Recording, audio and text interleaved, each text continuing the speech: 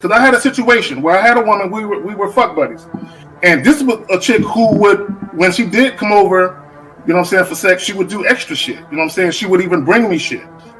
She was the type of woman that would be willing to cook me a meal and take me out on her dime and all that other shit. You know what I'm saying? So when she hit me up and was complaining about the fact that, you know, you don't take me out, what's up with that? And I told her, point blank, that's not what we do. When I get horny, I call you up. If you're free, I step through. If you get horny, you call me up. If I'm free, I fall through. I'm like, that's it. That's what the fuck we do. Women don't get with guys as placeholders. Do you know how hard it is to get rid of a woman who actually likes you, who actually respects you, who actually loves you? Do you know how hard it is to get rid of that woman? And you're not talking about some hypergamy? This is real simple. The reason why women treat you like shit, the reason why women got an attitude with you, the reason why women fucking diss you and disrespect you is because they never liked, loved, or respected you in the first place. Your whole story is cap, bro. Matter of fact, it's big cap. I'm gonna call you the Mad Hatter.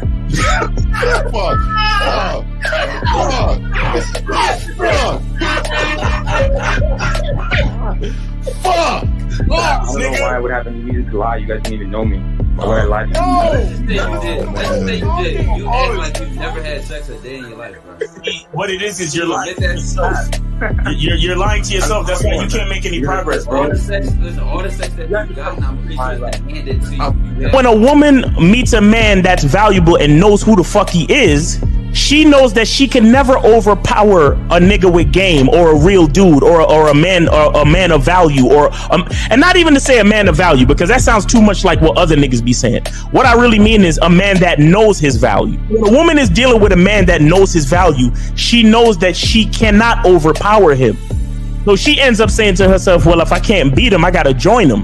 But when a woman is in a room full of dudes that know they value, she knows that she has to submit. And if she don't submit, she got to get the fuck up out of the room. No matter what level she brings it to, how loud she get disrespectful or talks fast, you have to keep your cool. You have to keep it on your energy level. So if you want her to be submissive, you want her to be calmed down, you want her to bring it down a notch, you won't yell louder than her. Talk to her like this. Yo, I don't do that.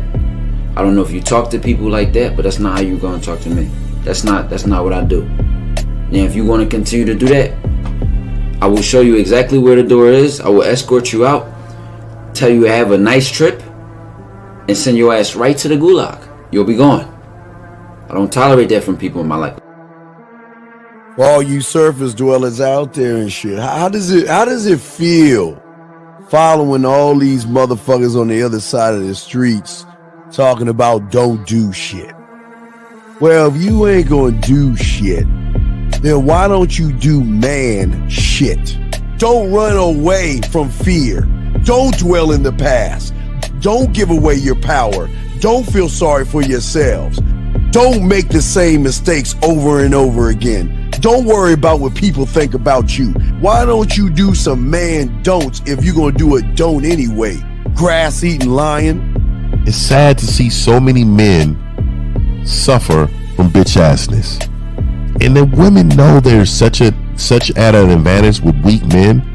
They try to shut me up. This is the part of being a man, is standing on your squares, understanding that nobody's going to move me. I move mountains. Nobody's going to move me off my square. They need to respect your word. There needs to be a shift in behavior when you get home. They need to understand what the deal is when you're around them. There's no such thing as compromise with men. Compromise. You should be fucking at the truck stop. All day.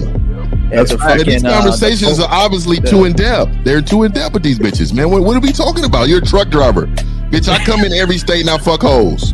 That's what I do. And you gonna be one of them, or I'm gonna find one that will. And the thing is, if she got an issue with you not having a place to stay, that means she ain't really feeling you. Respect to Scary Perry for the $5 super chat. He says, "Salute to the Real Game No Theory panel, best show on Sunday." I don't know what leaving pussy on the table means, because pussy's not valuable enough to be left on the table in the first place, in my opinion. Exactly. I'll have Christmas lights back there, and I'm fucking bitches under the light. The following program is rated MAN.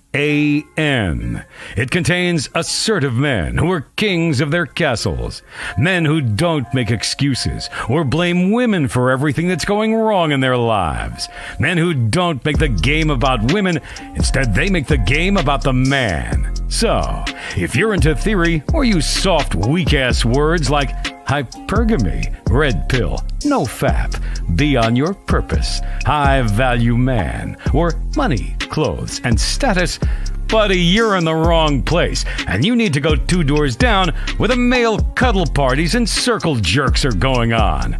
This is a man's space.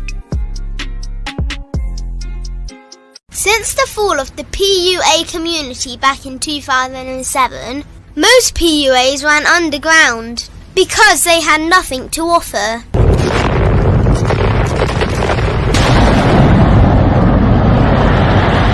The content creator has become the hero today, dedicated to one single objective: to declaw and defang any person who listens. They decided to join forces to create a cult, and never giving those who listen a solution. It's all about clothes, cars and money, deception and manipulation, indirect game, going your own way. They talk pills and plates. They complain. They blame. Fake it till you make it. I just don't get it. A man doesn't need to lie to meet women. He just needs to learn how to spit flavour in her eyes and in her ears. Thanos broke down the game when he said, "As long as there are those who remember what was, there will always be those who cannot accept what can be." Even in darkness, a man can find light. Sometimes the world doesn't need a group of fake heroes teaching lies. Sometimes the world needs a group of anti-heroes to bring balance, order, and truth to the game. It's time to summon the authentic players of the game.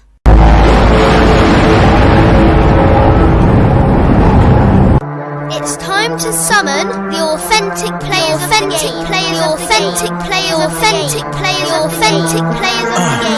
Let it be no confusion. This here is a movement, leveling up, real talk, ain't no illusion. Helping all the men see the light, that's right. Only bringing the truth, you can't deny, that's the vibe. We gon' bring you the insight, bring you the game plan. Show them we real men, we ain't never breaking. You know what I'm talking about, I know that you hear me. Yeah, this is Real Game No Theory. Let's go, Real Game No Theory. Here to make it happen, teach men how to be men. Now it's time to put in action. Taekwondo and K-Zagging, we got Miles in the building, Mr. 1950 and Steve the Dean Williams, Mr. Lucario and the anti-villains. We gotta keep it real, this ain't about hurt feelings. Speak the truth, gotta say it loud so you hear me. Real Game No Theory.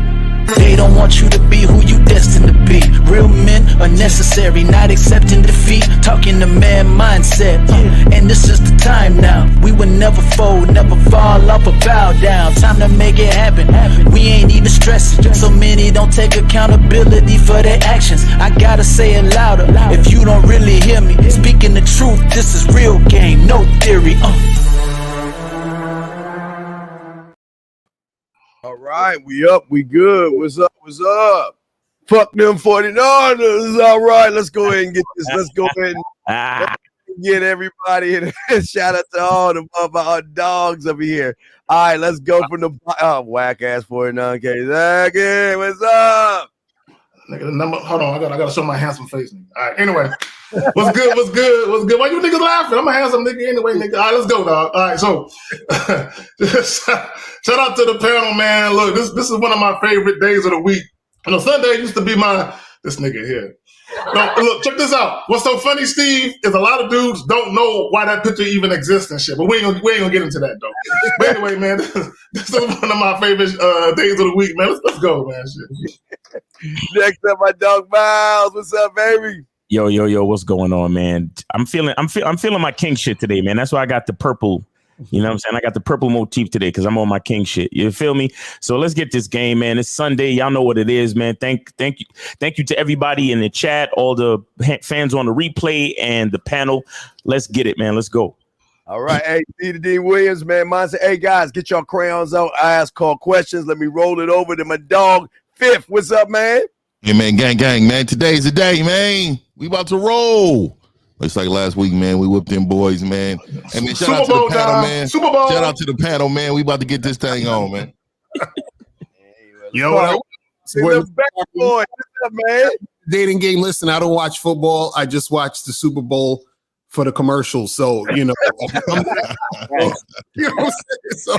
So shout out to everybody. What's popping? Let's get it cracking. All right, guys. Before we even start this, we want to go ahead and let you know what this is being brought to you by. This is being brought to you by the Game Kings 2, everybody. Game Kings 2. Yes, sir.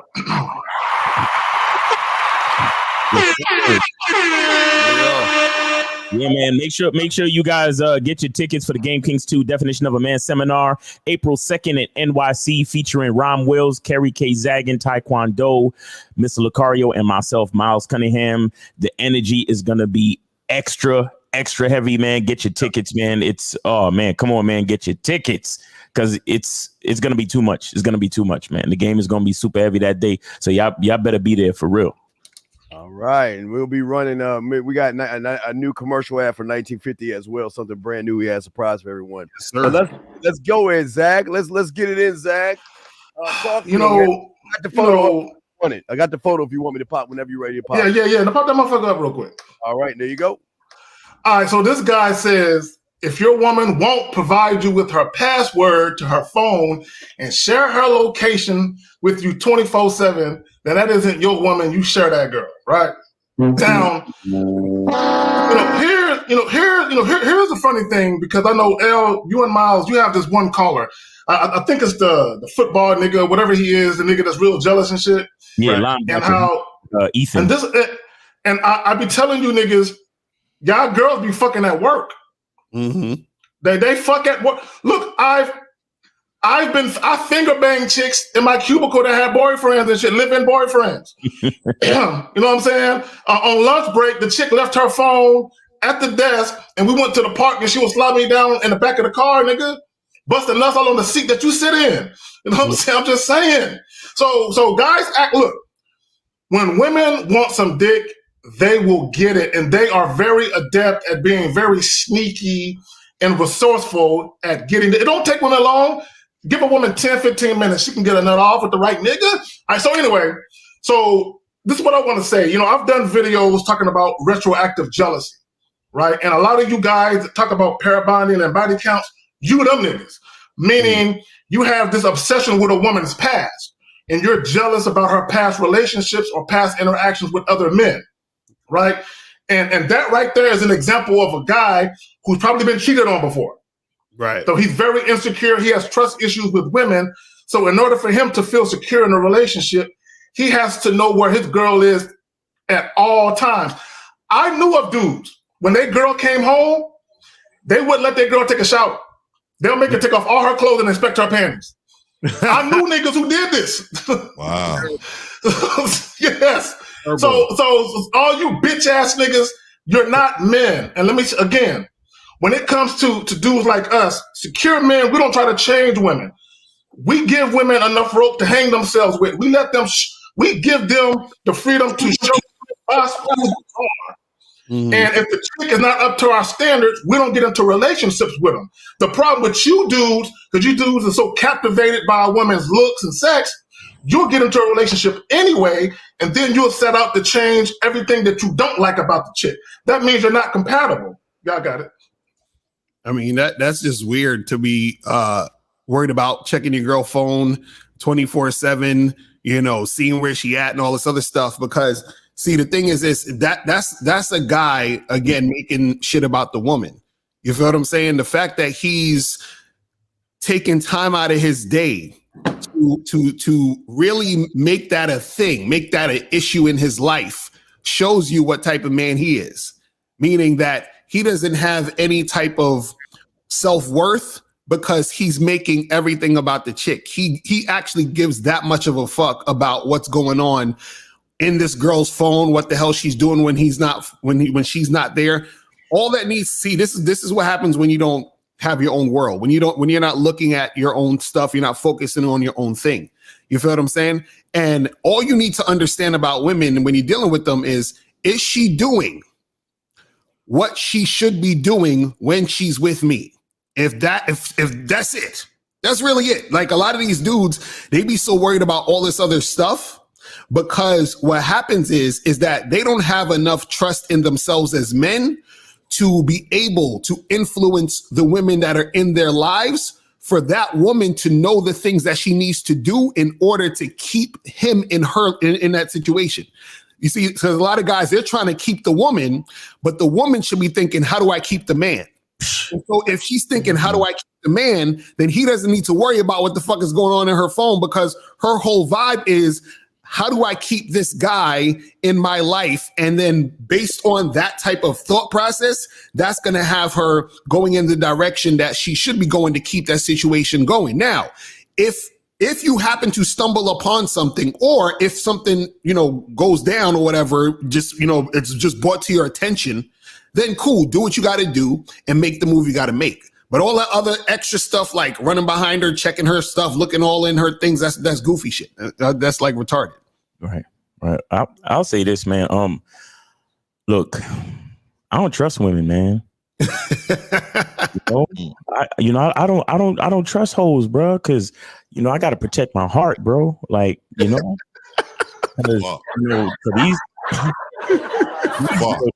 these chicks be out here, man. The body counts be high, and no, but seriously though, I don't trust women. And let me explain to you why. Because, nigga, I'm too busy living my life. Exactly.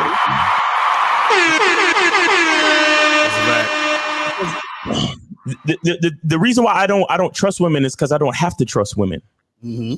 You understand? And the reason why I don't have to trust women is because the most important thing is me. The most important thing is me. And if I live my life in the way that the most important thing is me, any female that is associated with me is going to recognize that. You understand? And when she recognizes that, and when she recognizes it, when she feels it, and when she experiences the level of my importance, no matter what she's doing outside, she will do whatever the fuck she need to do to make sure that none of that shit disrupts what she got going on with me. Mm-hmm. Do you understand what I'm saying? It's what guys don't understand is prioritizing. They don't understand prioritization. When you prioritize yourself, see, a lot of guys think that prioritizing yourself means, well, to make sure I'm okay, I got to make sure my girl is not doing this, that, and the third. No. Right. True prioritization is prioritizing yourself so much so that whatever another motherfucker is doing absolutely doesn't fucking matter, because the way you have your shit prioritized, there's nothing that they can do to fuck with you. Like, for example, I always like to use this example of the job. Does your boss care that you do Uber on the weekend? Right. Exactly. Exactly. You got a 9-to-5 job where you pushing papers and whatever, you making calls, you in sales, whatever you do. Does your boss check your phone to see if you had the Uber app open over the weekend? Right. You're my employee. Why were you doing Instacart over the weekend trying to make extra money? Right. Double dipping. But guess what though? Guess what that same employee understands? That same employee understands that if he shows up late to work on Monday, right. The check's gonna stop. The medical benefits gonna stop. The matching of the 401k gonna stop. Your cushy office cubicle job and all that shit is gonna stop The free coffee in the break room, done. Right. Your access card to get into the fucking building, canceled. Mm-hmm. You understand what I'm saying? So that's what niggas don't understand. They don't understand how to prioritize themselves. They don't understand how to build and design their life to the point where a bitch,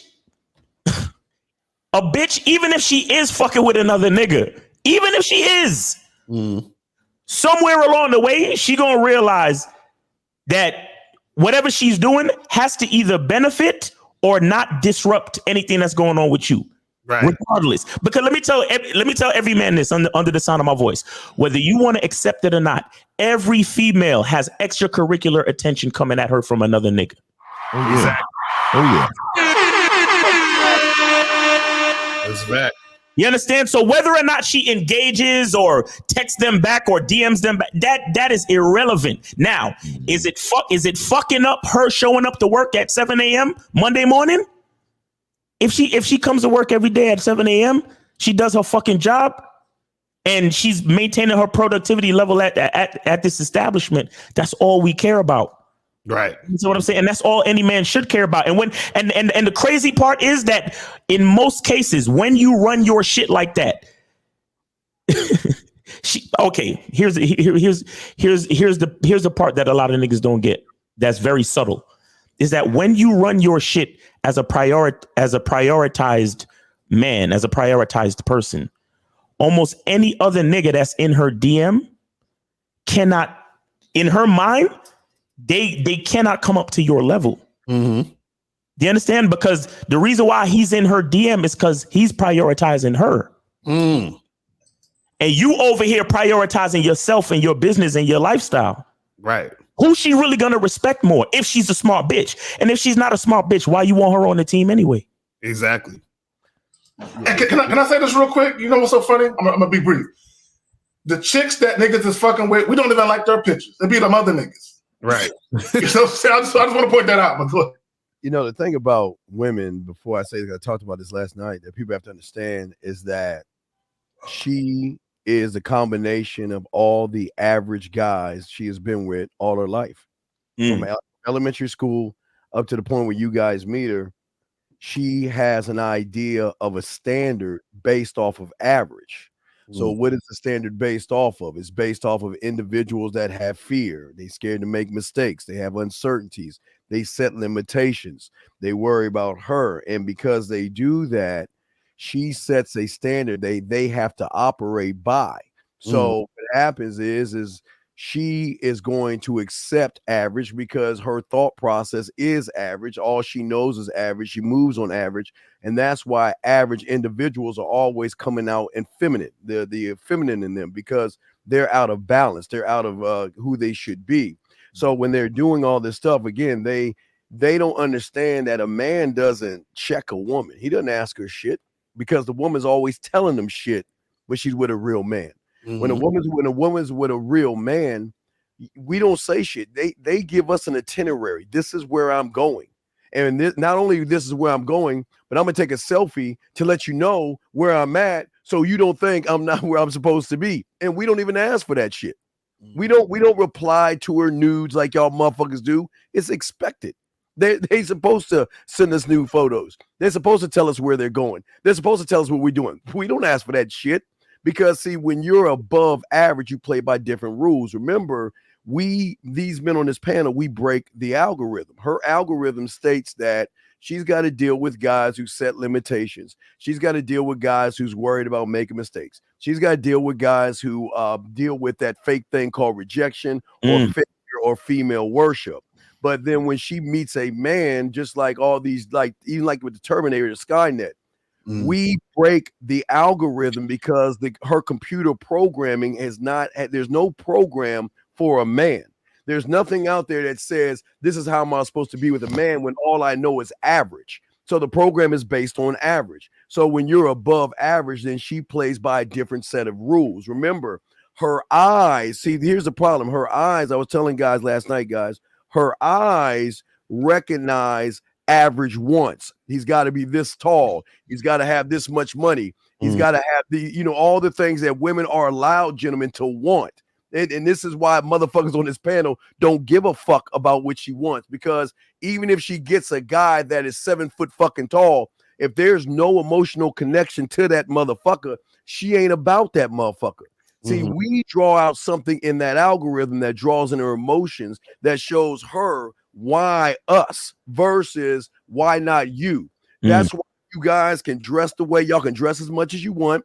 You can get your gator fucking shoes and lift your cake ass weights and have your nice ass clothes and all that shit you want to have.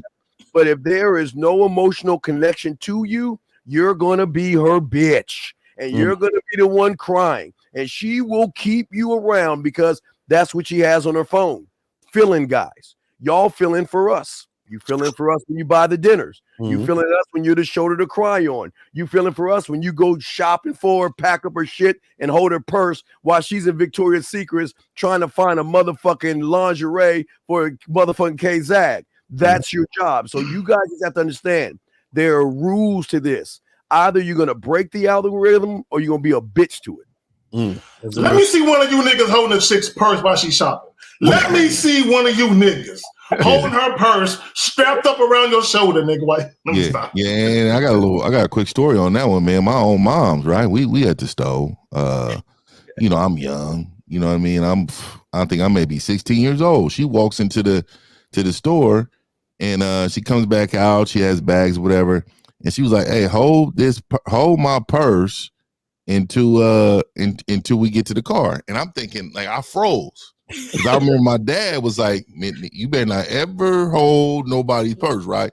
And he said, "If you ever had to hold it," he said, "I want you to ball that motherfucker up with your bare, ball that motherfucker up like a ball and put it to the side." So I balled my mom's purse up like this, put it, you know, it was mom though, so she whip hand me to my face. You know what I mean? But what I want to tell you, man, dog, is the standards that you live by matter more than the action that's going to happen. Like, right. So it doesn't matter what this woman is going to feel when you be like, "Oh, man, please, who do you think I am? Does it look like I'm going to carry a fucking purse?" You know what I mean? So that's on that point, man. I wanted to say that, man, because I'd never forget that. But look, really quick, I wanted to say this. I think a lot of men don't trust their own leadership. So what happens is, that they decide to see how valuable their leadership is to that woman. So what they do is, "Oh, let me see the password. Let me look through the phone. Oh, send me a G." I didn't even, you know, to be honest with you, and two, I was on this show, bro. I did not know what sharing GPS was. Now, I've never heard of that.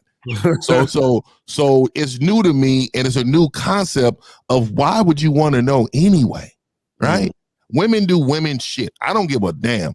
And women know you. So she knows who you are. So if she's going to do foul shit, it's because you don't have the influence or the presence that she wants. So let me give you an example, right? Years and years and years ago, I had a woman I was with for a while, and she was having situations at work. Now, I was totally unaware of this. Like, I was totally unaware of this. It was a guy sexually harassing her, right? Like, being, you know, to the fifth, you know what I mean? So she told me that she went through the process and got the man fired. But she told me after he got fired. Well, I was like, I know why. But she went ahead and told me. She told me the reason why she didn't get me involved because she knows me. And she knows what would go on and what would happen. So she didn't want to put me in a situation where I was going to do something to this man that she knew I was going to follow through with. She understood who I am. So a lot of you men need to understand the influence, your leadership, it fucking matters. Your woman, she should already fucking know. So by you looking through your phone and saying, "What? I don't believe in myself enough. I don't love myself enough to know that this woman is not out here doing something." And to be honest with you, man, I always say this, man, like, if she cheated on you, what's so bad about that, right? You find out who the fuck she is, and you move on, man. Like, at the end of the day, she made a choice, and you're not going to stop a woman from making a choice. A woman is like a referee, man. How many times you see a fucking referee say, "Oh man, you know, you're right, I'm going to change this call," 5-10 minutes later. Yeah, no, it's not going to happen. The decision's already been made. She's going to live her life the way she wants to live it. And who am I? Who am I to change that course of life that she wants to live? But now being with the guy, she's going to have to perform and be in a certain way with me. So I like what Lucario was saying earlier, man. Like with like a woman really needs to be into you, and she needs to feel you, bro. Because if not, I mean, she's gonna do her own thing, regardless of what you do or not. You know what I mean? That's real shit. Exactly. We got a call. We got a 850. You're on live with the Real Game No Theory panel. Name, age, city. How can we help you? This is Chris, 23 years old, and I'm from Texas. All right. What part of Texas? Oh, I'm from College Station, Texas, near Dallas. Okay. All right. What's up? So, I've heard a couple of y'all mention the show Sex Life. Right. Steve and dope show, by the way. I guess you've seen it too, Mom. You said what? I said good show, by the way. I've never heard of it. Yeah. I just want to say, first of all, I'm not no fucking man, bro. I'm a fucking male. You know why? I'm gonna tell you why I'm a male. I'm a male because when I saw that ending, which I just got finished with the show this morning, that shit fucked me up, bro. Hey, caller, you think that fucked you up? I'll tell you what show is it? What streaming service is this on? I have no idea. It's called Netflix. I know. I did a video on it. I think did you do a video on it? I did a video on that too. Yeah. I think Ron Will did a video on it too. It shows you the truth of what it's about. All that, if you have all the money, the clothes, and the status, the white picket fence, and the perfect job, and she still wants a man. And that, another one I always tell you to watch is, I know that's gonna sound crazy, but Bridges of Madison County with Clint Eastwood. That bitch was married for 18 years, and Clint came in 2 days and flipped her script where she wanted to leave with Clint ass and shit. So same thing, man. If you ain't fucking your chick right, she gonna start to have fantasies about the nigga who did. That's all that is. Right. Yeah, man. That shit was. Listen, I was. Hold on. What did that show teach you about yourself? Bro, where the fuck do I even start, bro? Where do I even start, bro? I have so much shit to learn. Even if I was gamed up, was a man, I still have a lot of shit to learn, bro. Well, I mean, hey, listen, I appreciate that you're honest and letting us know that, you know what I'm saying? Like, you realize, like, damn, my game is weak as fuck, and I need to learn some shit to get it tighter. You know what I'm saying? I'm curious though, because you said it fucked you up. What exactly fucked you up? What made you say, damn? I want to know. What happened to you, bro? So I'm sitting there, like I'm watching the show and everything, and I'm sitting there, you know, expecting her to actually get with the guy, and then they face to face, and then she, you know, keep declining everything, and then the husband meets him and shit. They talk, you know, he kind of realized, oh, okay, she really didn't cheat on me. I'm about to cheat on her, but she didn't cheat on me, and she keeps lying to herself. And at the very, very end, you see her ass running to him. Well, yeah, we'll call it. Not only did she keep lying to herself, he kept lying to himself because he tried to be a man. Remember, he tried to, let's sneak into the pool. Let's sneak into the pool and do something naughty. And she's like, this is not you. You're built that way. You're just like all the guys on the YouTube that tell you guys, get your clothes, your money, and status up. You're going to be the same motherfucker looking at motherfuckers like us trying to copy what we do. And you're going to say, why are you trying to act that way? This is not you. And that's what she did. She called him on this shit. Right. So basically, for those who haven't seen the show, whatever, this is, you know, it's real simple. Basically, She had the quote unquote perfect husband, looks, money, status, all that other shit, right? She was fantasizing about her old boyfriend who was like the bad boy guy and who made her pussy wet. You understand? And so by the end of the show, you're thinking she's going to come to her senses, quote unquote, and then get back with her husband and just be with her husband.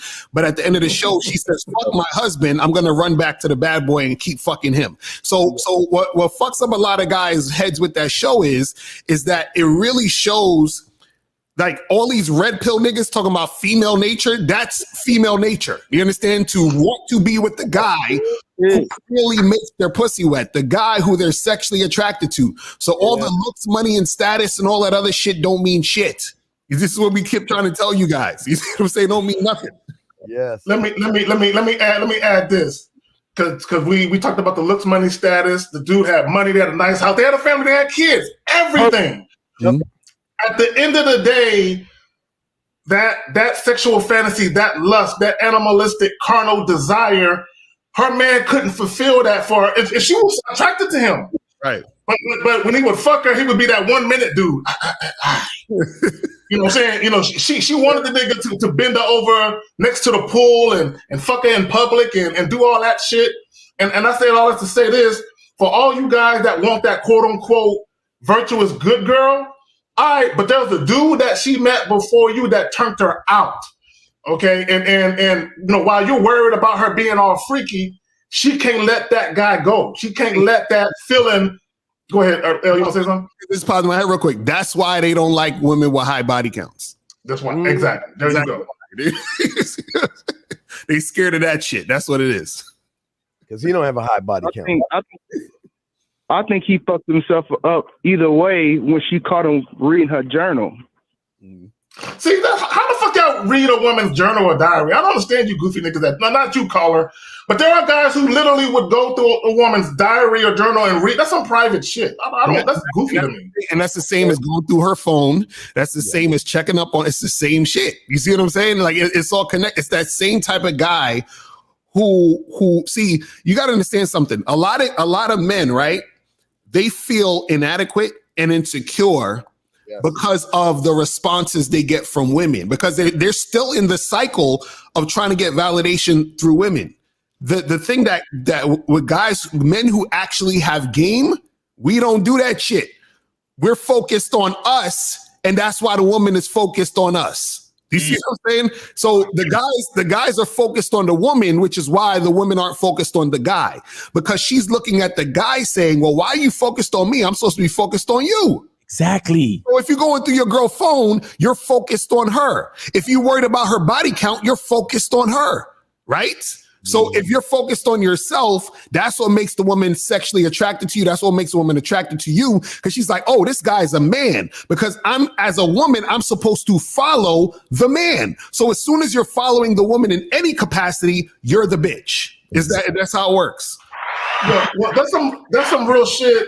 And let me just add this to it. I know Miles, I know you want to get in here.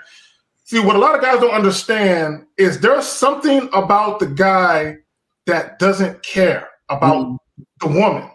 When you care about losing the woman and you do and say things where you're worried about losing her, or you do and say things where you try and keep her, there's something very off-putting. See, guys think that's what women want.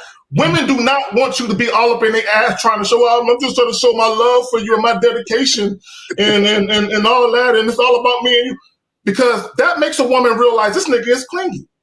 This nigga got issues. See, there's something about a man where a woman can say, oh, I'm about to leave. I'm leaving you. And the nigga can be like, all right, well, look, it's been fun while I lasted, but good luck to you. Right. That's the dude with the chick. But the best. That's the dude the chick keep calling back. Like, I want this nigga. This nigga that, see, you can't act like you don't give a fuck. You really got to be that guy that don't give a fuck. Exactly. And I'll just add this real quick, like, because I've been saying this for a couple of years that bitches know they ain't shit. And, you know, it sounds very harsh when I say it, right? But the proof is there all the time. Like, you know, it really doesn't matter what market you check, right? But every time they ask these women, you know, can you be with a guy that makes, you know, how much does a guy that you want to be with, how much money does he have to make? All of them say he has to make as much as I make or more. Right. If you just break down the psychology of that shit. Pretty much every woman says that shit. He has to make as much as I make or more. What is she really saying? She's saying, I ain't shit. So if you can't do better than me, then I know for damn sure you ain't shit. Exactly.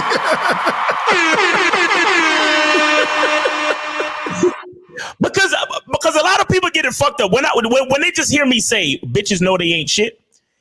They don't realize the entire context of what I'm saying. It just sounds like I'm being harsh on women. It's not that. It's that women know that men come first. So the woman looks at herself and says, well, I can't do anything without you. I can't even make a baby without you. You understand?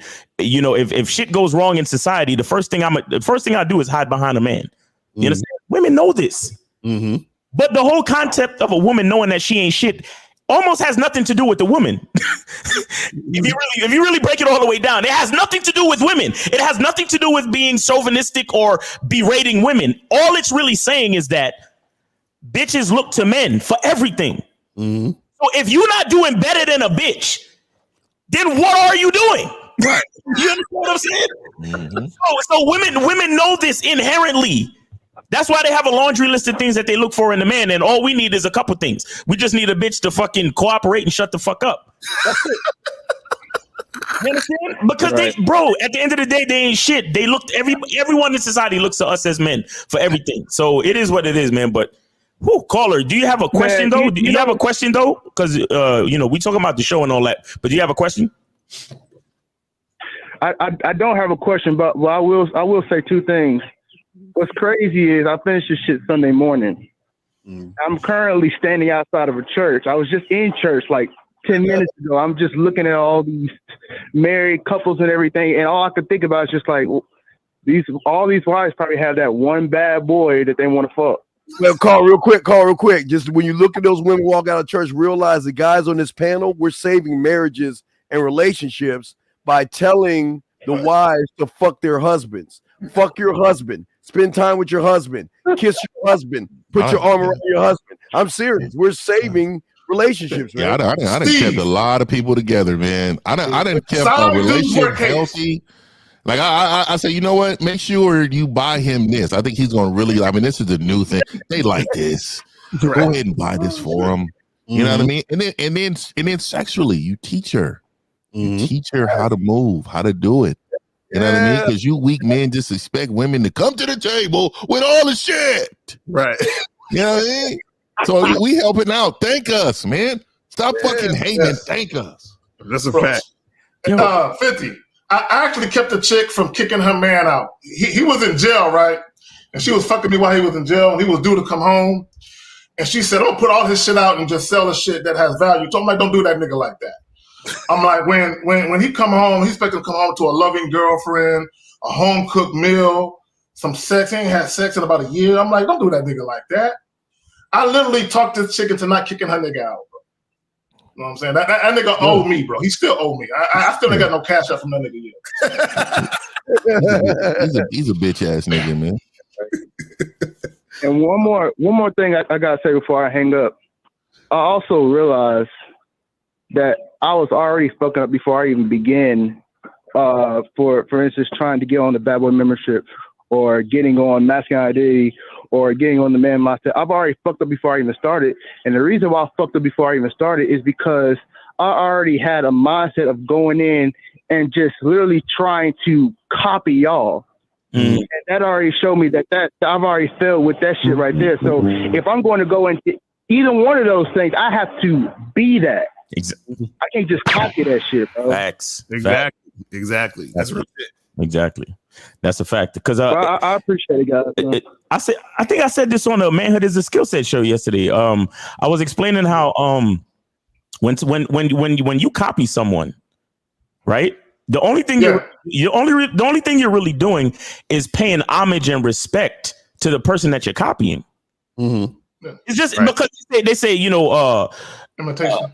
imitation is the best, is flattery, is the best form of flattery. So that's really all you're doing. You're just paying homage or flattering the person that you're copying. But what a lot of people don't realize is that they're doing themselves a disservice because you're still focused on someone else. Right. You understand? It's not game if you're not included. You understand what I'm saying? And that's the problem with so many people. But shout out to Efosa with the 144 super chat, man. Shout out to Efosa in the building. But yeah, man. You have to, that's why I created a masculine identity membership, because it's about who you are. A lot of times you listen to the call, you listen to these shows, and we always ask the caller, what do you want? Who are you? You understand what I'm saying? If you don't know those two things, then the game will never begin. You understand? If you're trying to copy niggas, then it's a sad game for you. Let me add this. The reason why copying dudes don't work, if y'all ever seen the movie Hitch, right, which was a horrible fucking movie and shit, but if you ever seen the movie with Will Smith and the other nigga, I can't remember the white dude, I can't remember his name, but this is what happens, guys, when you first start talking to women. There you go. When you very first start talking to women, they already kind of size you up as to what type of guy they think you may be, whether they're right or wrong. They're already sizing you up. So what happens is a lot of guys, when you very first approach women, you're very passive and you're very indirect. And then what it is, you heard some fly shit from one of us, and then you try to interject that shit into the conversation later, and she looking at you like, what you just said right now doesn't mesh with how you were when we first started talking. Right. So she knows something is off. Yep. Right? She knows it's off. Not only that, when you say that fly shit, you don't have the capabilities to keep that shit going because it ain't you. So what happens is you'll start off indirect and passive. You'll say some fly shit. Number one, you won't say it with the same confidence that we will, and you won't say it with the same conviction that we do, right? So then at some point during the conversation, you'll go right back to who you really are. Right. That passive, indirect dude. So she knows. You a schizophrenic. Oh. Right. Go ahead, Miles. What you say? I was just saying that's schizophrenic. Right. Yeah. So she knows, oh, you heard some shit somewhere and you decided to slide that shit into the conversation, but that ain't you. And this is why a lot of times when y'all hear about women doing shit tests on dudes, that's what happens. Because you're using pickup lines and you're trying to mesh that shit in with how you really are. And she's like, this nigga's full of shit. So now she's going to test you to see what you really about. Facts. Right. You gonna say that, you're going to try to say that fly shit. And then when it don't work and you get mad, asking yourself why that didn't work, you're going to crash even harder into being who you really are because you actually had all that hope into saying that fly shit. Right. Right. I ain't gonna lie. Everything I fucking say is fly. I don't give a fuck if it lands or not with the bitch. Exactly. Fly as fuck. Yeah. But caller, hey, thanks for the call, bro, and take it easy, and start to be grateful for your own life and for the things that make you happy and for the things that make you, and then that's a great place to start. All right, brother. Appreciate it, man. All right, man. Have a good weekend, man. Take it easy. All right, we got 917. You're on live with the Real Game No Theory panel. Name, age, city, and how can we help you? 917. Yo, it's the great 27 Brooklyn. All right. What's going on? It was good. Panel, guys. I just wanted to piggyback off what Miles said. Essentially, all these shows that's asking women what they want, there's one question they never ask, is what they fucking need. And they're not going to ask it because they're not that, because women only need one thing, a man. And when you keep asking women, well, what do you want? What do you want? What do you want? They're going to keep saying they want everything. There's no shortage of what a woman can want. A woman can want something today. She's going to want something different tomorrow. But you're not asking her what she really needs. And if you saying, well, yo, let me put this girl on and this is what she wants, and now they start arguing. I'm gonna cut you off real quick, man. I don't even think we asked him what. I don't think you asked them what you need either. Right. I mean, I think as the man, we know what they need. You just we know what they need. Shows don't do that. Exactly. That's why 90% of them shows ain't shit. That's why 90% of them fucking shows is garbage. They're unproductive. It's a bunch of, hold on real quick, caller. All it is, them shows, what it really is a bunch of dudes who don't know who they are as men, which is why they're asking women, why do y'all do that? Right. Why do y'all? I saw a show, well, not even a show. It's a YouTube short, and I'm gonna do a joint on it later, where they're talking about flying chicks out. So it's this brother and his sister, And the sister's talking about, oh, if I'm gonna get flown out, I'm fucking. So this dude said, that's protocol. Why do you women do that? Why do women get flown out and not fuck? I think that should be an understanding. And I'm like, why are you asking her what other women do? You know what I'm saying? At the end of the day, if you the man, you are the one directing what you want to happen. Stop asking women why they do what they do or why they won't do certain things. All them shows is like 50 would say, real fucking vaginal. I don't like none of them goddamn shows. Like, right. The more you watch it, the more you realize that it's no different. It's a bunch of women talking anyway. So it's not even really a man talking to a woman. It's just a bunch of women just talking. Facts. So they're not even saying much. No, they cackling. It's a bunch of hands cackling, nigga. That's what that is. But also too, understanding that is that, you know, the thing is that a man who understands how to interact with women and the position a woman is going to play in his situation doesn't ask those questions anyway. So it's like, the only guys that relate to that type of stuff are guys that are trying to, like, I say this, if a guy doesn't understand himself, he'll be attracted to that type of content because he thinks he's going to learn something by talking to the woman. You see what I'm saying? It's nuts. You ain't gonna learn shit. You ain't gonna learn shit. Right. What did I tell y'all niggas? Women don't lie. Women don't tell the truth. They say what they feel in the fucking moment. True, right. You don't learn nothing. Let me tell y'all something. And I love women. Please don't get it twisted. But you don't learn nothing from asking a woman questions. You learn everything from. Here's where you learn. You learn by knowing who you are and what you want, and instructing a woman, and then watching her action. Exactly. What the fuck she do when you tell her to do something? Exactly. You understand? I tell a woman, listen, I'm gonna need you to make the bed real quick. Right. Now you gotta watch it. She might be the type of bitch where she'll go do something before she make the bed. She'll make the bed, but she'll go do something else first. Or she'll make the bed, but she won't like do it all the way. It'll be half done. Passive aggressive shit. So as a man, you gotta watch and take notes. Now, if you're dealing with multiple women and you got a woman there where you say, hey, baby, just make the bed real quick. And then as soon as you turn like this and go back, you see her smoothing out shit, fluffing pillows and shit and going in. That's the type of woman that you take note and you be like, all right, she's a keeper, so to speak. Right. You know what I'm saying? A lot of you niggas, here's what you do. A bitch is bad. She's got a fatty. You say, hey, baby. First of all, you scared to tell her to make the bed. Yeah. That's first. You scared to be like, hey, baby, make the bed. But then you work up enough guts, and then you say, hey, could you maybe could you make the bed? And then the bitch will go watch Real Housewives of Atlanta, 2 hours of that shit, and then she'll cook herself some food. Not cook you no food, but she'll cook herself some food and shit. And then maybe around 3 p.m., when it's a couple hours from going back to bed anyway, then she'll finally make the fucking bed. And then y'all niggas will stay with that bitch, right?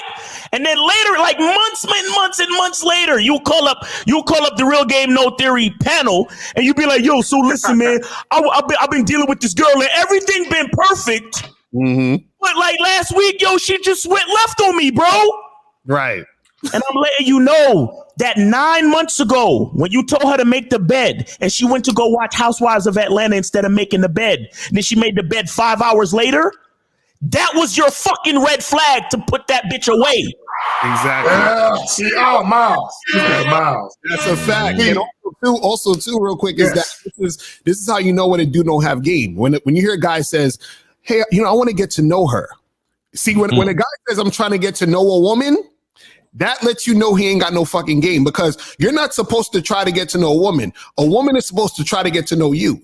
Because the thing is, she has to follow you. So she has to know about you so that she can be a woman for you. So why the fuck you trying to get to know her? You see what I'm saying? Wait a minute.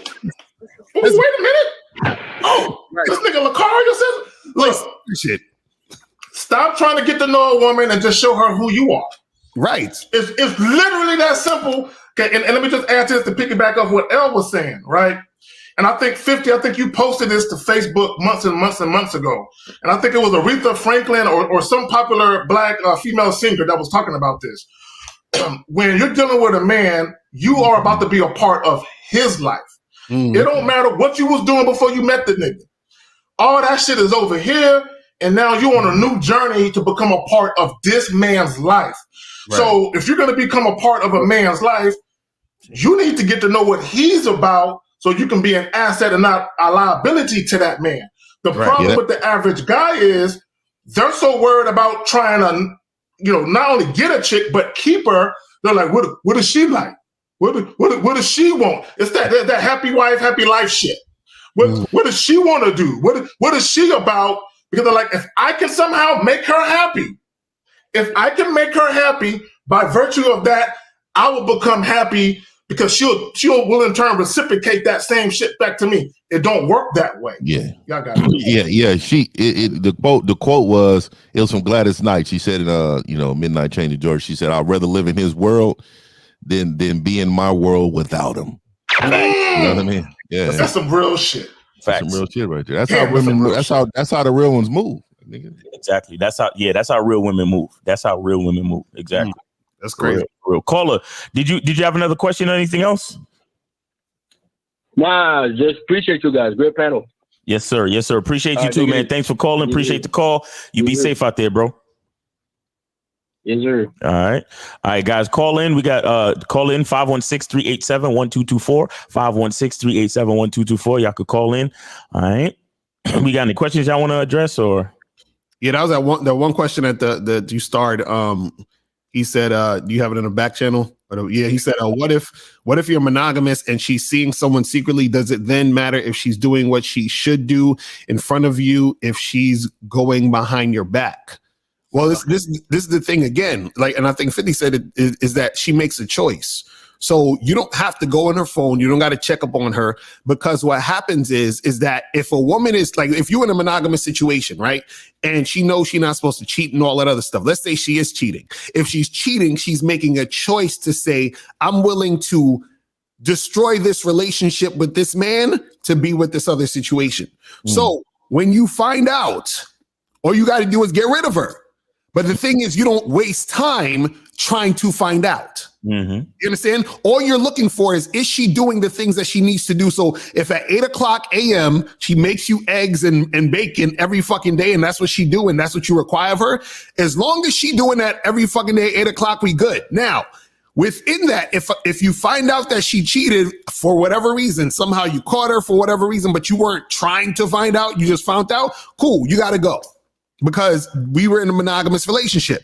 But the thought of trying to actually go through her phone, the thought of actually trying to fucking follow her around, all of that other stuff, when you're doing that, that's when you're stepping outside of your masculinity. And this is what will make a chick or women in general not be attracted to you, because as soon as you do that, you are no longer the guy she got with. Right. You're some other male. You've transformed into a male. Right. You know what I'm saying? Because you basically said, you know what? You're like, I was a man, and then I started doing this bullshit, so I'm no longer a man. You can't be a man and be checking your girl's phone at the same time. It don't work that way. Well, she was never in a monogamous relationship with you anyway in the first place. You were the bitch in a relationship. She was just with you. She was not emotionally connected to you. So I don't know why you guys get all fucking mad at the woman. You know what the fuck you are or what you're not. So you just got to accept that, you know what, we will take care and fill in the gaps that you can fill in. But we promise you, we'll make sure that you get a little bit of attention at least once a week. You're welcome. So guys, let me 163-71224. But let me say this right quick. This is what guys got to understand. And this also applies with business or anything like that. Anytime you deal with other people, right? You're always in a situation where you can't control what other people do. So even with relationships, it's a calculated risk. You take a look at the situation and you say, okay, there's a lot of different things that can go on here, negative or positive. Does the risk, does the benefit outweigh the risk of dealing with this situation, whether it's business or anything else? With women, it's no different. But also understand that anything can happen at any given moment. See, guys, y'all want guarantees. That's why the comment that we read earlier, when guys want the passwords, they want the they want a 100% guarantee. If I give my little heart muscle to this bitch, she won't break it. Right? That's all it is. And there are no guarantees. At the end of the day, gentlemen, whether you deal with a chick who's a virgin, whether she had 4 or 5 lovers or 100 lovers, every single woman is capable of cheating on you.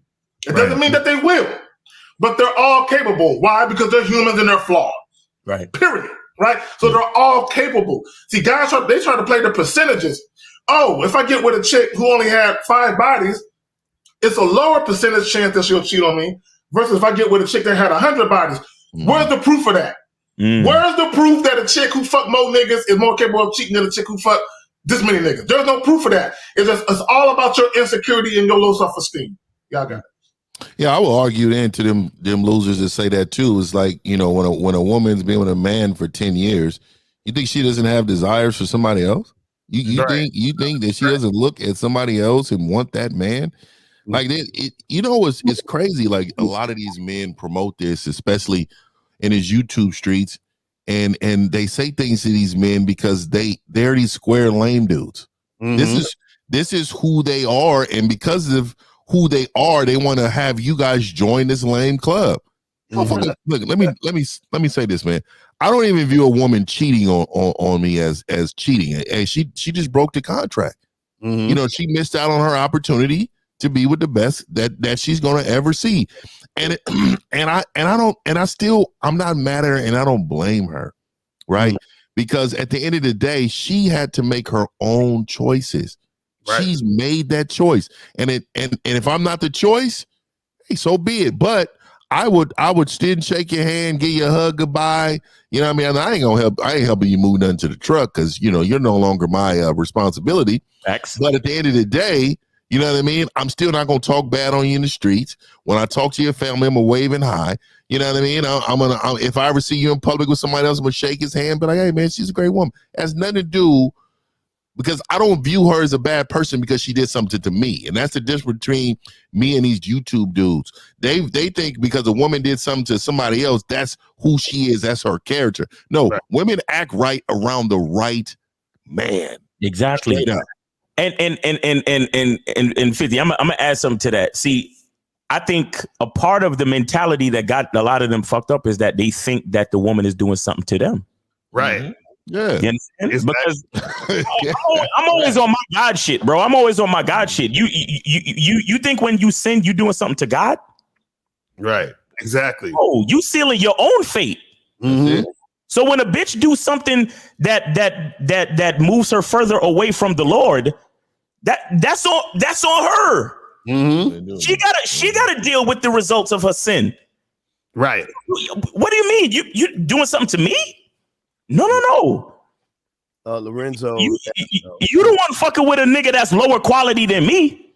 You the one choosing to put yourself in position to you know, like you said, 50 breach the contract. You understand what I'm saying? But y'all got anything else? Cause we got a call. Real quick, Lorenzo, let's answer this question real quick before we get the call. Lorenzo, this is why you get ran over by fucking women. Women think this way.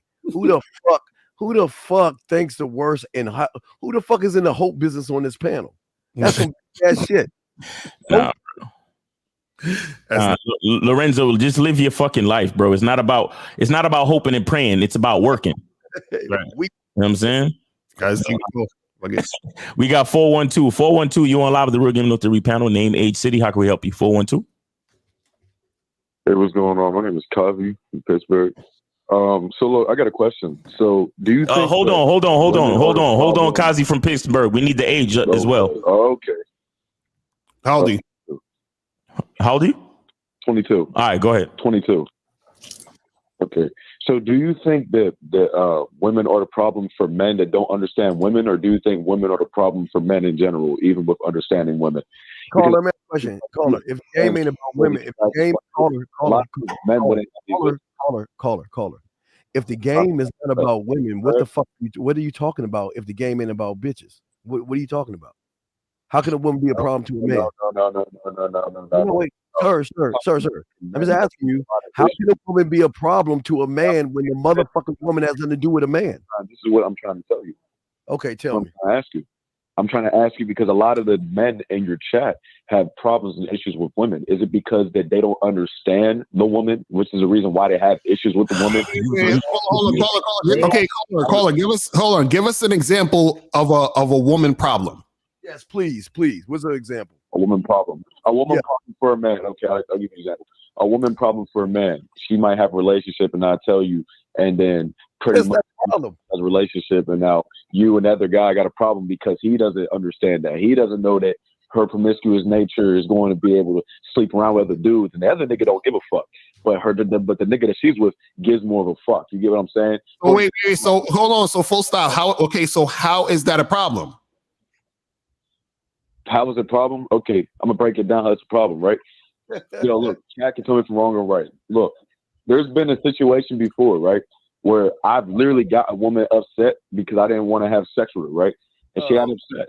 So what she did was she went to another dude that she did not give pussy to, and told him about me in like the most like diabolical way possible. So and he's not gonna get no pussy, and she's mad at me. That she just that nigga to come and do something about it. And I'm still trying to figure out what the problem is. What's the problem? What's the problem? What you mean? What's the problem? Oh, so you said you didn't want to fuck some chick and she got upset. So what's the problem with that? Okay, so the thing is this: she got upset, and instead of either ignoring it or taking out the way she would have, the problem with that. She went to what? She went to an orbiter. She went to a nigga that wanted pussy. Why do you care? Why do you care? Hold on. Okay, hold on. Look. So she went to another guy. He was gonna act. How is that your problem? He was gonna act as he was just like listen. He was gonna act as if he was like the Lord Farquaad or some shit. Like he was the bitch's shiny knight in armor. You're the one. Wait. You're the one in your tent. This is being brought to you by Man Maxi Pads. You're the one in your fucking feelings about all this shit. Why do you give a fuck? Why? Because you like gossiping. Jan said this about Thomas, and Thomas said this about Brandy, and Brandy went over to Ron, and Ron said this. You sound like a fucking woman. What is the problem? There is no problem. I think you get things out of context. Caller. Did the guy that she went to, did he like step in your face? Did he punch you in the face? Did he do something to you? What happened? No. Listen what I'm trying to tell you. He never accepted me. He never did none of that. What she did was she gave him my number. I got a random ass phone call from the nigga. Then get better bitches. Wait, okay. Hold on. Hold on, caller. Let's back this up. So you're dealing with a woman who gets annoyed when you quote unquote deny her sex, and then she went and did something disrespectful, like gave your information to another nigga to give you a random phone call. Now, are you telling me? And how long have you been talking? Were you talking to that woman? Bro, for like 2-3 weeks. 2-3 weeks. Wow. Now, in the 2-3 weeks, that incident was the very first time she showed you any indication of the fact that she don't respect you. Bro, let me tell you something. On some real shit. Hey, yo, listen, I had a conversation yesterday, right? No, bro. I need you to answer my question, brother. I need you to answer my question about this chick that you were dealing with for 2 weeks. Superficial, bro. That's a one-word answer. No. That's why. See, and caller, that's your issue. See, you created your own problem by fucking with an ain't shit bitch. That's your problem. Because if you're dealing with a girl who's gonna go tell some other nigga to do some shit to you, that means you fucking with some hood rats, some low lives, and some fixes on some bullshit. So that's on you, my nigga. Let me also call her. Hold on. Let me also add this. Okay, to Lucario's point, the chick ain't shit. Okay, well, we already know that. Okay, assuming that you're telling us the truth and you ain't leaving nothing out. Now, here's the thing. Once she called another dude and gave your number to another dude, and that dude started calling you, that's on him. That ain't got nothing to do with the bitch at that point. Mm-hmm. That's on him for him to sit there. Hold on, listen for a second. Give me a second. Call, listen for a second. Listen for a second. Okay? At that point, it's no longer about you and the chick now. Okay? It's about this dude who's on some Captain Save a Hole. He got the armor on trying to come save her, right? Because he's trying to show his worth to her. Like, I got you, girl. I'm going to show you I'm worthy. I'm going to get this nigga for you, right? On that type of shit. He's a gay-ass nigga for calling me. You get what I'm saying? Okay, all right, okay, I understand all that. But what I'm telling you, it's no longer about you and the woman after that.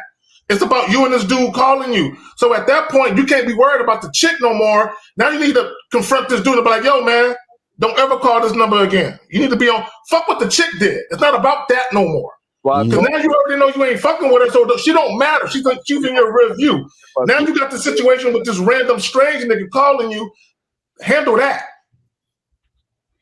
Bro, he's getting different numbers like text now is weird shit, man. It's just weird shit. You're like, yo, dude, it's weird as fuck for even doing that. You feel what I'm saying? Yo, caller. Like, bro, I had a relationship with Caller, in the 2 to 3 weeks that you was knowing this chick, did you at least smash in the 2 to 3 weeks?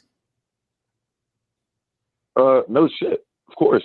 But okay. One of these times, so if you was smashing, right? Because over here we talk about consistency, right? If you was smashing 2 to 3 weeks, what made you deny her? What made you deny her the dick on that particular occasion? Why did you break up your consistency? He was on his period. Because no, nigga. Because I got a phone call.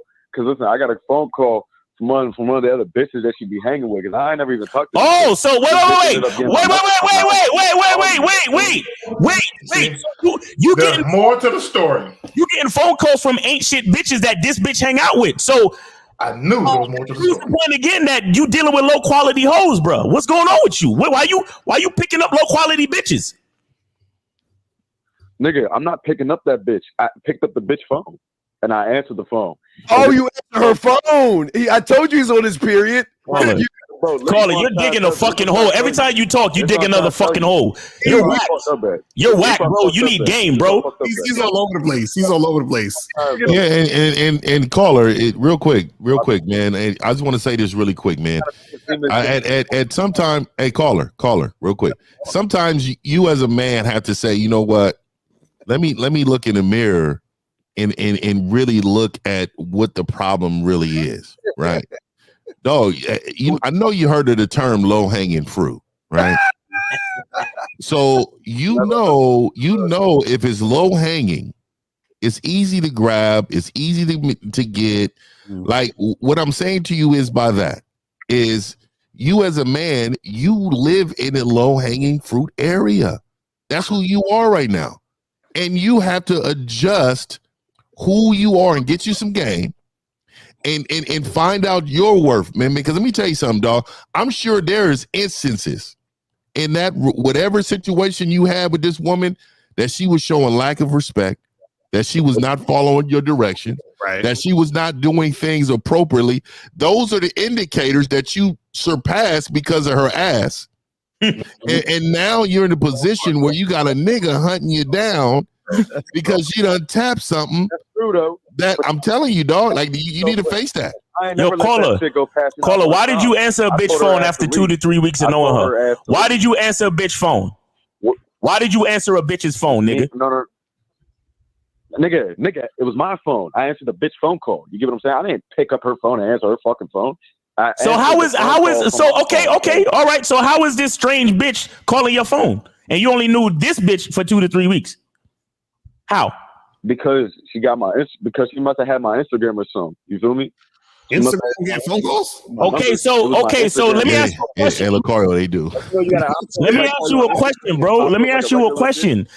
Do chicks that have a certain level of class about them, do they do that type of shit? Do they let their homegirls call the guys they dealing with phone and give him disrespectful phone calls? Do good bitches do that? No, it wasn't. Because when you received that phone call, guess what you were supposed to do? When you received that phone call, guess what you were supposed to do? When you received that phone call, guess what you were supposed to do? Her friend's trying to fuck. Listen, her friend's trying to fuck, but then she put me on game about this bitch. You get what I'm saying? Nigga, you all over the fuck. He dealing with messy bitches. Let me get this straight. So hold on. So the chick you fucking with, you told her you don't want to fuck her that day because you wanted to fuck her friend. Is that what you're saying? No, nigga, that's not what I'm saying. You're not hearing what I'm saying. Why did you? Okay, so the question Miles asked you was, why did you not fuck her that day? What was the reason? Like, bro, you keep on trying to break down shit that I'm not saying, and then like, Caller. You said, hold on. You said you didn't have sex with the woman, and she got mad. Why did you not have sex with the woman? Caller, listen. Answer the question. Answer the question. Why did you not have sex with the girl? I'm trying to tell you why I didn't have sex with the bitch, but you're not letting me explain it. Okay, go ahead. Tell us. Came over to my fucking crib. I knew her for 2 to 3 weeks, right? There was a day. Matter of fact, it was 4 days. I was letting her stay in my fucking crib. I fucked up by even doing that. I said, never. See? You see? Stop. Okay, put him on pause. Put him on pause. Can you put someone pause him real quick? Someone pause him? Caller. I told you. Hold on, listen. No, nigga. Once I've done explaining, hold on, no, let me get him. I knew there was more to the story. Hold on. I knew there was more to the story. See, we talked about the. Hold on, listen, Cole. We talked about this on the Manhood is a Skill Set show. We talked about the rise of masculine women and how dudes contribute. Y'all, this is the problem with you dudes. Y'all give women all this unbridled access to you, and then when you try to pull back the access, the chick feels some type of way about that. That's the problem that you're having. You can't introduce that type of energy and then pull the shit back, because the woman, she feels entitled to you in a certain way because you allowed it in the beginning. Now you're paying the price. Bro, didn't he call in saying that niggas have problems with women, and we tried to tell him that it's not the women, it's the man? It's you. And every time he says something new about the story, he's explaining how he fucked up. Exactly. Now he let the bitch stay at his crib for 4 fucking days. Right. Oh, he only known her for 2 to 3 weeks. Right. Wait, real quick. It's the women. Was this the same nigga that called in that said he called the police on the bitch? I don't know. I don't know. I can't memorize the number. I don't know. It's a 412 number. He's still on there? He's still on there. I'm about to take him off of mute now. See what he got to say. Caller, what you got to say, bro? What you got to say, nigga? This one I'm trying to tell you. I let her stay in my crib, right? So when I got the phone call from her other friend, right? She told me to look in her phone and we looked in the text messages and shit. And while I was at work gone, she was trying to get another nigga to come over my crib. You left her in your house. That's what you get. nigga, you left the bitch. You left the bitch in your house. What type nigga is this?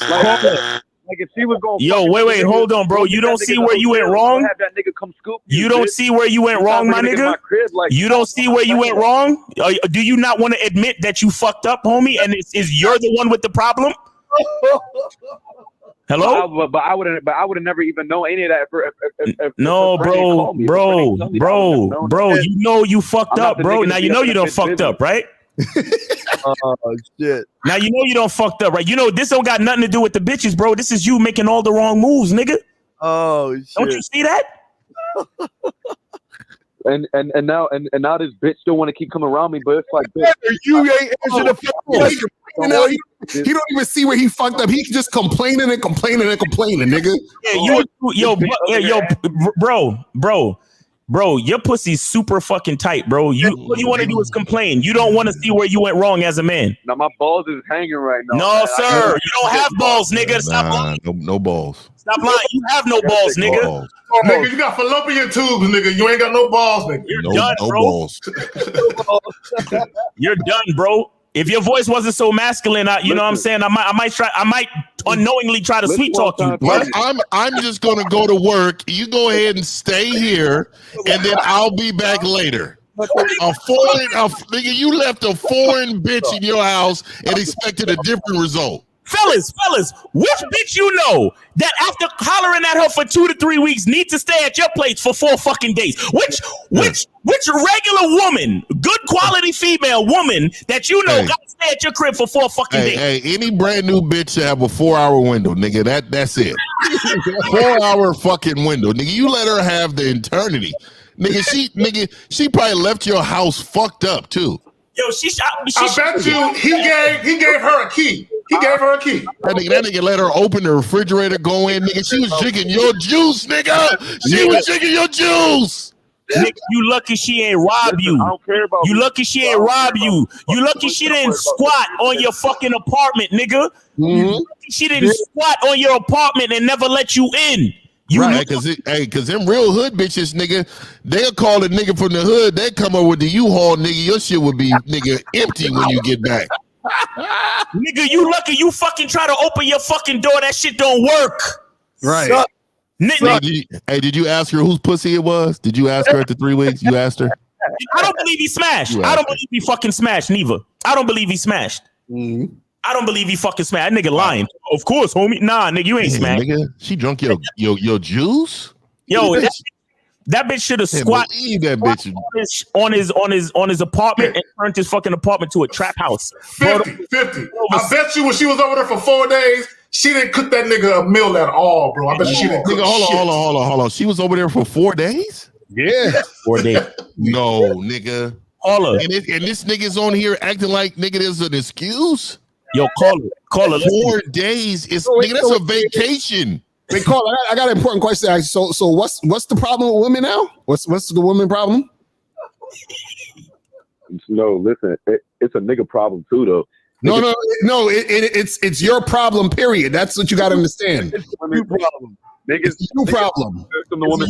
I don't fall victim to the bitch. The nigga fall victim to the woman because man, you the sucker in this shit. Nah, you already fucked and you want to fuck, and you proving to you that you got to do something to fuck the bitch. Yo, Call her. Which quality female you know need to stay at a nigga crib after 2 weeks of knowing him? A bitch that want dick. Nigga, you think? Nigga, and this is what I'm saying, man. It's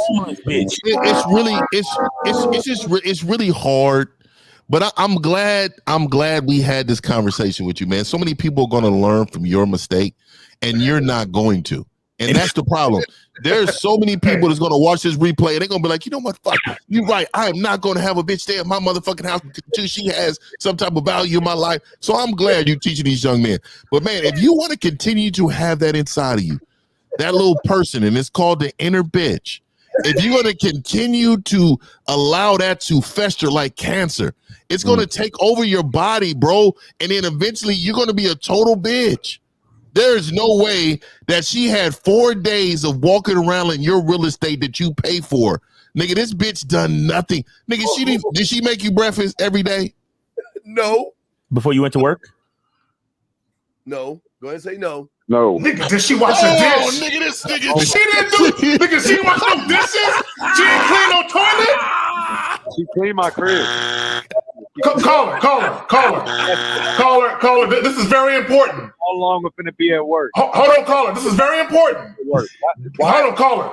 Did you run up in it wrong? Like I don't go to work any other day. Why? Call her. Did you hit it raw? Call her. Did you hit it raw? What? No. Why she asked me about what time I'm gonna be at work? No, call her.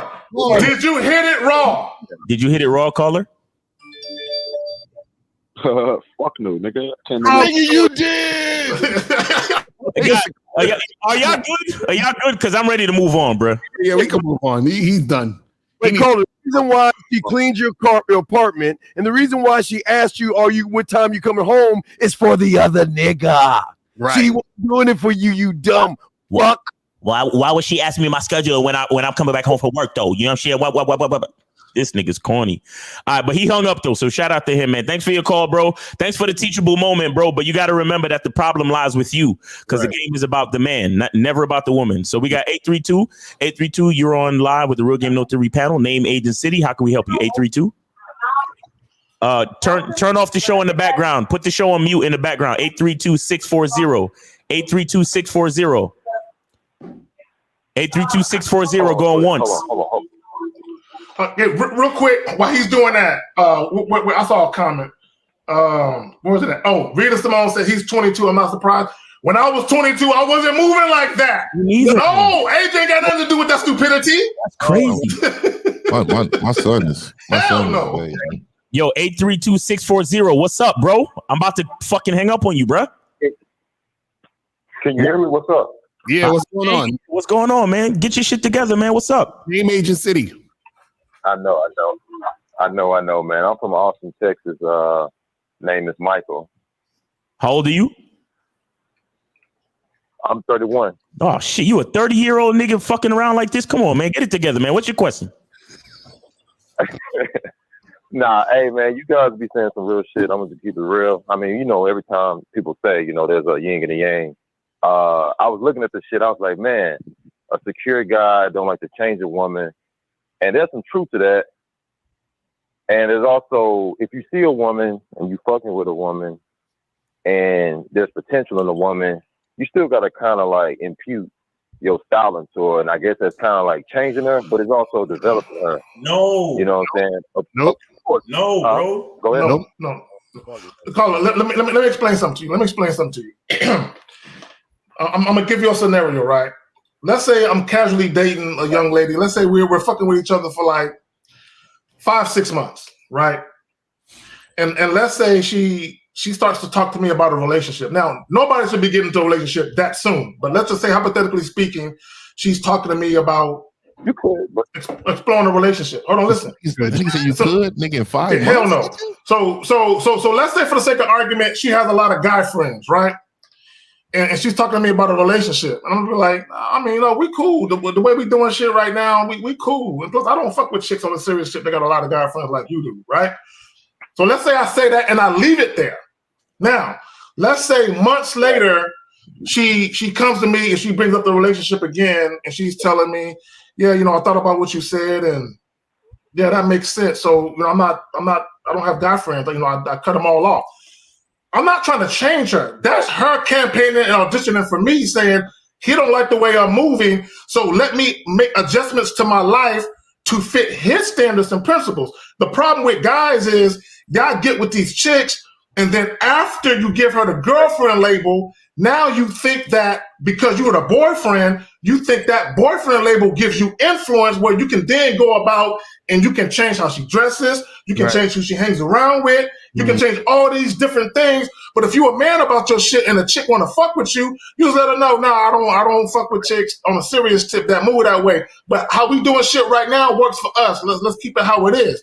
But the problem is dudes get so captivated and enthralled with these bitches, y'all want to be like, well, you know, her body and her beauty make her girlfriend material, but all this other shit don't. But let me make her my girl, and then hopefully on the strength of that, I can change her after the fact. That's what dudes do. Y'all got it. So yeah, that's some lame ass shit right there. That's some lame ass shit. But that's what guys do, though. Right. They do exactly that. Right. And Carla, understand this real quick, is that, you know, this thing you got to understand. You cannot change a woman. It's a fact. You can't change her anyway. Like, no matter what you do, you can't change a woman. So we're not here to change women. Hold on, Carl. Go ahead. You mean change or control? I can change. You can't change her either. You can't control and you can't change her. You can't do none of that shit. See, what happens is that you don't change a woman, right? A woman, what she does, and this is what Kay Zagan was talking about, is you as a man, you influence a woman to find change within herself. But you don't change her. She decides to change within herself to be a part of your program. But you can't make her change. Do you see what I'm saying? So so you're not doing anything to make her change. She changes based off of her own decision to change if she wants to change to fit into what you have. Just like one of my all-time qualifications is I don't like women to use slang words with me, and I don't like her to cuss. Right. So like there's a couple corrections every now and then, right? Because they're gonna make it human. But the fact that they'll catch themselves, you hear them say, oh, you know, my bad. They'll know that you're who you want, your influence, your presence, who you want, and what you want out of them is known. And so if you got to say, hey, bitch, if you this what you gonna do, this is what you gonna do, dog, you gonna fail, because a lot of times is that they're saying, okay, you can tell me, and even in a moment, I may switch it up for you right now, but long term, that's not going to happen. Right. You know what I'm saying? Exactly. Caller, let me ask you a question real quick.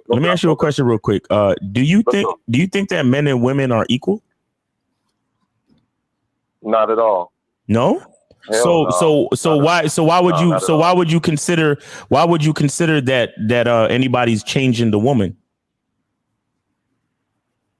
We're not equal, but if she's gonna fuck with me, I mean, if she's gonna deal with me on a level of just talking, like base level, we're just talking, I'm not necessarily trying to change her, but I don't know this woman, so I don't know her past. Whatever. But that's the whole point, bro. Hey, that's what I'm trying to say, bro. You're still considering even trying to get to know her. What I'm trying to explain to you is, men and women are not equal. The only person you need to know is you. Right. And the only person she needs to know is you. Let me tell you something. A woman's number one thing is survival. Mm-hmm. She will get with the faculty of the institution she's at to survive. Mm-hmm. A woman, look, women are beautiful and I love women. I always have to put a fucking disclaimer, right? Women are beautiful and I love them, but I need you to understand that women are nameless and faceless. They have no identity until you give it to them, because the influence that you have on them is motivated by the value that you bring to their survival and security. Mm-hmm. You understand? That's why, that's why a lot of people get fucked up and get angry at women only because they put women on some type of pedestal. A woman is just trying to fucking survive, nigga. Mm-hmm. That's what she's trying to do. Right. It's us as men. We run the world. We lead shit. We create shit. We develop all the innovations that allow them to thrive. Mm-hmm. So at the end of the day, they're gonna thrive in the environment that we create. So what you see when you look at a woman is a product of her environment. But who created that environment? Me. Right. So who do I need to know? Who do I need to believe in? Who do I need to trust? Who do I need to think about? Mm-hmm. Because if I'm good, any woman that fucks with me is gonna be great. Yeah. Mm-hmm. That's a fact. Oh, well, I don't really know her like that, and I ain't really trying to change her, and I ain't really, nigga, you ain't even gotta worry about that. Focus on yourself and bring her along for the ride. I know. And then once she realizes, this is a real nigga. Yeah. He's consistent. He provides security. Yeah. He got his shit together. I'm fucking with him. Mm-hmm. That's all she's thinking. No doubt. I'm fucking with him. She ain't worried about, a woman ain't even worried about her own identity. Yeah. She's worried about her fucking survival. Mm-hmm. That's all. Right. And y'all can take it how y'all want to take it, but it ain't nothing about chauvinistic nonsense. It's about the reality of what men provide for this fucking world. Women, they just take the allegiance of the motherfucker that's in charge. That's all. Absolutely. But Miles, we do know that it's a numbers game, and we know every woman is not coming to the game with a man. Motherfucker, don't use the word game. You ain't gamed up, so you don't even know what the fucking game is. So please don't say that shit, sir. Sir, please don't use the word game if you ain't gamed up. Don't do that, dog. Please. Wait, so Carlo, so what are you saying exactly? That's an opinion. Hold on, Carlo. That's your opinion, though, which is cool. It's cool. You can tell you ain't got no game by the bitch ass shit you saying. I've been quiet listening to all this goofy ass shit you saying. You ain't saying shit. You ain't game fuck up. Yeah, Carlo, what are you saying exactly though? Because you said it's a numbers game, and where were you going with it? Where were you going with it? Girl rubbing my feet while she was making my tea. I just had a girl rubbing my feet while she was making my tea. Who gives a fuck? So what, Ann? Done. What? Wait. Is she gonna cut the hair and a unicorn come out or some shit? So this is how you can tell when somebody doesn't have game. As soon as you mention game, they always mention a woman first. Right. When you mention a woman first, that tells me that you feel like the game is about a woman. Mm-hmm. So if you mention game with me, first thing I'm gonna say is, hey man, this is about me. This is about the way I live my life. This is the way I want things to be ran. This is the things that I'm going to talk about when somebody mentions game. Most men say, "Oh, I fuck bitches. Oh, I get plenty of bitches. I get hoes." So they believe that the game is about women. That is that's where the trophy is, success. No, they're not. It's not. No, women are a product of having great game. They're a product of it, meaning they want to be a part of you. So wait, caller, real quick. So the girl that's rubbing your feet, did you have to change her into that type of woman? No. Let's talk on it. No, I actually didn't, honestly. But I ain't gonna lie, I did have to influence her because, again, You know, this is a woman who had her own makeup, and I said, hey, if you're gonna really be fucking with me, there's some things about you that have to, you know, we have to work on. Oh Jesus! Not just no smashing and dash. Because trust me, it started as I was just hitting that, right? It started as that. Then it became something else. And so she came on you then. I just want to know, how did it become something else? Yeah, right. How did it become something else? No, right. So met the girl, talked, started smashing, whatever, and then it came a point where I was like, you know what? I was telling myself that I was always getting to a point in my life. Oh, so she changed your mindset. Exactly. She changed your mindset. Oh, this woman makes me feel away, so maybe I should be in a relationship. She made me want something more. She made me want to put my pimp cup down, baby. Wait, caller. How long you been fucking with this woman? 6. I mean, I wanted something a little more. I wanted something more sustainable. I mean, smashing these hoes, that's fine. If the bitch is texting my phone when I want to do what I want to do, I get it. This nigga was looking for love. How long you been seeing this woman? Like, still having kids. Caller, how long have you been seeing this woman? It's been almost 2 years. Yo, okay. 2 years. 2 years. 2 years. Okay. So wait, at what point was she starting to rub your feet though? Come on, bro. 2 years of smashing. That bitch is not worth 2 years of dick. No, hold on. Let's talk. I'm gonna give y'all some game as y'all give me some game. Let's talk about the game. Oh my god. Hey, I'm listening. I'm listening. Let me hear. He's trying to get Steve involved. That's why he said that shit. He trying to. Well, he's triggered. He's like, give us some game. Come on, let's hear this bullshit. Let's go. LaCoy, what you were saying again, though? No, I said, at what point was the feet rubbing and all that other shit going on? Man, today's the first time she actually rubbed my feet. I don't have any requests. Oh, my nigga. Oh, in 2 years? In 2 years? That shit don't count, nigga. 2 years into the motherfucking fray, nigga. That shit don't count. This nigga. Hey, this nigga teaching us game right here, man. This is the guy. Yeah, nigga, if it happened 2 weeks in, nigga, 2 days in, that's different. Nigga, 2 years in, nigga, she's a certified girlfriend at this point, nigga. Let me ask you something though. Hey. So what did she do?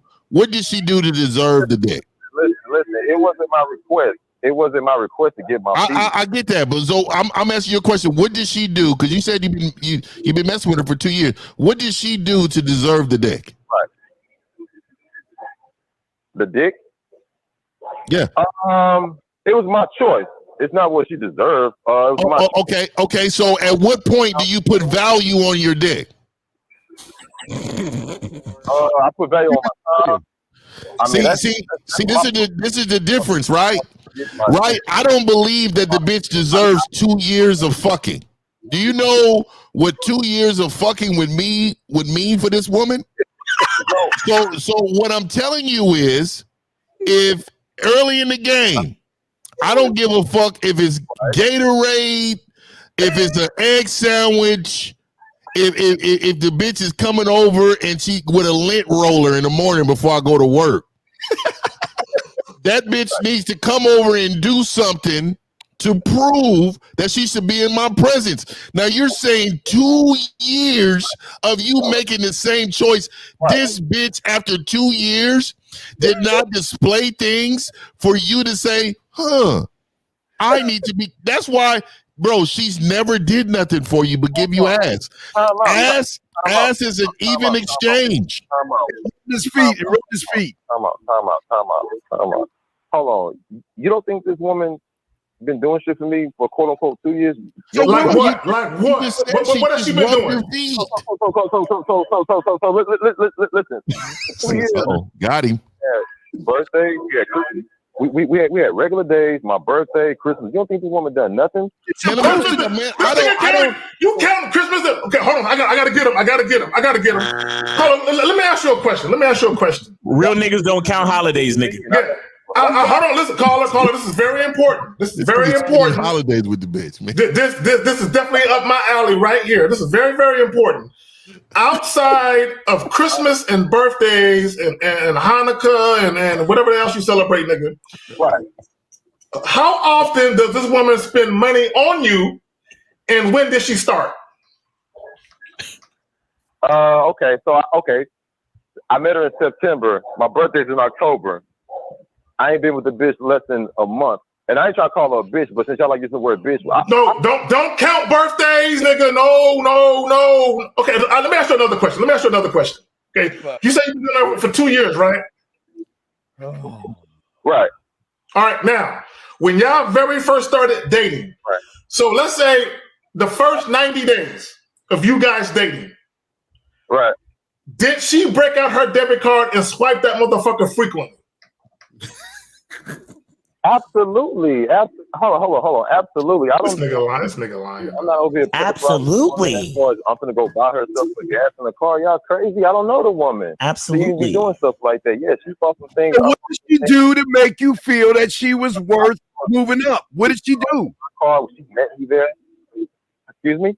What did she do to make you change your viewpoint of her? What did she do to make me change my viewpoint of her? She was being consistent and she was being cooperative. And I was also looking for something more than just fucking these hoes. I actually want to get a kid one day. So she was being so you understand she's running game on you? Cooperative. You understand she playing you for the sucker? You understand that? She made you change your thoughts by how she was treating you. So she's on the top. You're the bottom bitch. Yeah. Well, Steve, on you. You think so? Let me tell you why I don't believe him when I asked him about the 90-day shit. Because he said he met her in September and he mentioned his birthday, which means that that's the only time she spent money on him in them first 30 days was on his birthday. That's why I don't believe in it. Well, my thing is, what did the bitch do to deserve to be on my birthday and around me on the holidays? Nigga, that sounds like you was invested in this bitch. Nigga, if we just fucking, like, nigga, that's the only phone call that's going to be made. Nothing else, nigga. We're not going outside. Nigga, I mean, that's all it is. I don't understand. She won't even know when my birthday is. She won't even know that's my birthday. She won't even know. What part of the game is celebrating holidays with a bitch that just landed on her back? Right. I don't understand, nigga. You know what women dream of posting pictures of them and some man on a holiday. They dream of that. A bit beyond just fucking these hoes, though. Oh, my nigga. See, and it's not about that. It's about you don't have a planned program structure for the bitch. She finessed you, nigga. I keep telling him that shit. Fell in, nigga. What does this nigga T-Pain say? You fell in love with a stripper, nigga. And because, nigga, all she was doing was stripping for you at the house, fucking, and then you like, you know what? This would be a good mother of my kids. Because you said that you wanted kids one day. Nigga, you think this in the chat, he said, y'all guys a hard time to act like y'all helping dudes out. Let me explain something to you guys. Hold on, caller. Let me explain it to you. Yo, hold on, caller. Hold on. Put you on mute real quick. Hold on. Stay right there. Don't go nowhere. Explain it to you real quick so you guys get it. And this is for Andrew Taylor too. This is the part y'all not getting. The situation is we're asking this guy, what did this woman do for him in these situations to earn a spot as girlfriend or wifey or whatever the fuck she is at this point, right? He's talking about stuff that she's done or tried to do, right? Which is cool. But what you have to understand is that you need to basically vet a woman and you need to see if she's following you consistently over time. Once you see she's following you, because see, it's one thing for a woman to do something for you, right? But understand, sometimes when a woman is doing something for you, that could be her, like Steve is saying, trying to run game on you. So let me give this guy these things. Let me give him all this stuff so that he can start to like me more and so forth and so on. And I have my own agenda for this motherfucker. But what is your agenda for her? You see what I'm saying? So based off what is your agenda for her to follow so that you can say, okay, this woman is actually following my lead, doing the things that I'm saying. So therefore I will upgrade her to this position. So that's what we're asking you, caller. What have you put into place that she's been consistent with to show you that she's worth being in that position? That's what we're talking about. Right. And real quick, I want to say something to Andrew Taylor. Fuck you. And let me tell you why. Because why are you acting like a bitch? What do you mean give the guy a break? And this is why you bitches lose, because all you want to do is you want us to cut his bread for him?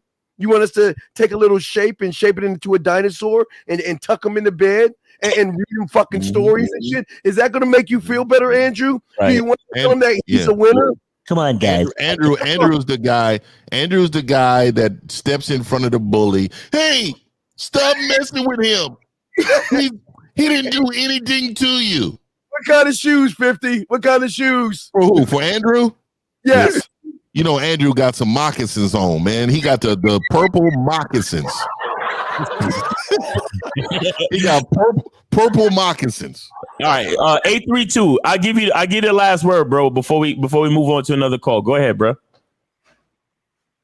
Hey, y'all saying some real stuff. And LaCroix, you always dropping some game. All you guys be dropping a lot of game, and I'm always listening. And I'm not affected by words. It's just funny. But appreciate it. Outside of that, it's all cool. Yo, before I go, man, Miles, you said this funny shit that had me laughing as fuck. You was talking about with the Kevo situation with Lucario, and he was saying how she made you wait, or it was something you said about how the woman said now it's time for you to get the dick because you waited so long, and you was like, huh? Dick is a bitch. What? Like that shit was like super funny. Yes, sir. But it's funny because it's so real. Bitch thinks that her pussy is so bad. Like the fact that you waited so long. Now I give you some. Right. Like, I wish a motherfucking woman would tell me something like that because that'd be funny. Right. That'd be funny. Well, here's the thing. The reason why women say that, caller, is because guys act like pussy is the prize. Exactly. Guys act like that getting sex from the woman is the pinnacle of dealing with said woman. So of course a woman's gonna be like, you can get it now. Like a Scooby snack. You know what I'm saying? You worked hard, boy. Come and get it, boy. Come and get it. Yeah, just like you, Carl. Don't try to run from that shit. You still the bitch in this shit. So you can say whatever the fuck you want to say. You ain't game the fuck up. So don't use the word game because you the sucker in this shit. So don't try to be all nice to us and shit, thinking that we boo-boo the fool. You the sucker in this shit. All right, caller, man. Hey, man, we appreciate you, brother. I'm gonna let you go. All right, you have a good weekend, brother. All right, take it easy. Okay, Steve ain't letting none of you niggas skate. Steve like, nah, nigga, you can't skate, nigga. All right, we got 832-538. 832-538. You're on live the Real Game No 3 panel. Name, age, city. How can we help you? Yo, this is Dwayne. I'm 30. I have a question for Mr. Lucario. You say you 30?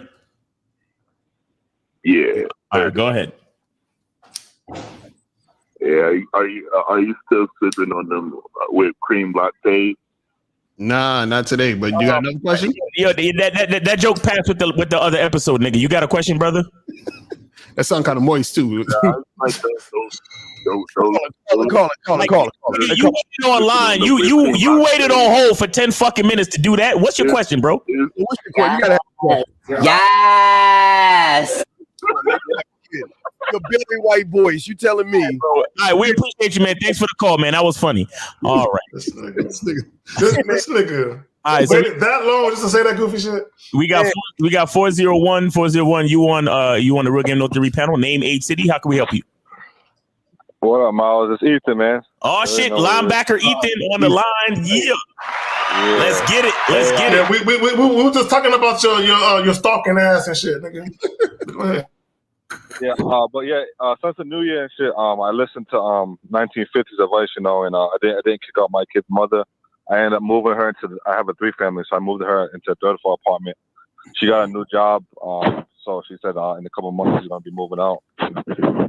We're not together anymore, She doesn't want to be like, even though that's my kid's mother, she doesn't want to like pay me right and live there and like have other relationships, I guess, or whatever. Like she doesn't want any bad animosity. So so I gave her a couple months. She said she's stacking up. I'm not charging her any rent money. leave. Can you please wear rubbers, man? Stop fucking women that don't want you. And are you still you still got her phone tapped, nigga? No. We don't even live in the same household. Not even so. Cool.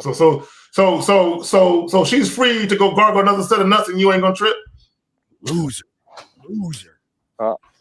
Nah, she wouldn't. I mean, she wouldn't do that, but I wouldn't trip. These niggas be believing that shit. Wait. So so you and your girl still together? No, we're not. Okay, so then why are you worried about what she doing? Huh? I said, why you care about what she doing if you're not together? That's not your girl no more. I didn't say a kid. Yeah, you just said that you would care if she's fucking with some other dude, right? No, I said she wouldn't do. I said she wouldn't do that, but I don't care. How the fuck you know? But she. How do you know? You really think she wouldn't have sex with another dude? You really believe that shit? Because I know Lucario said something about a girl would do something like cheat or whatever, like if it's worth it, and I don't think it's worth her getting caught. Wait, she's not your girl. What the fuck you mean? Caught by who? She's not your girl. Yeah, who the fuck catching her? Yeah. Oh, you catching her because you secretly in love with a motherfucker.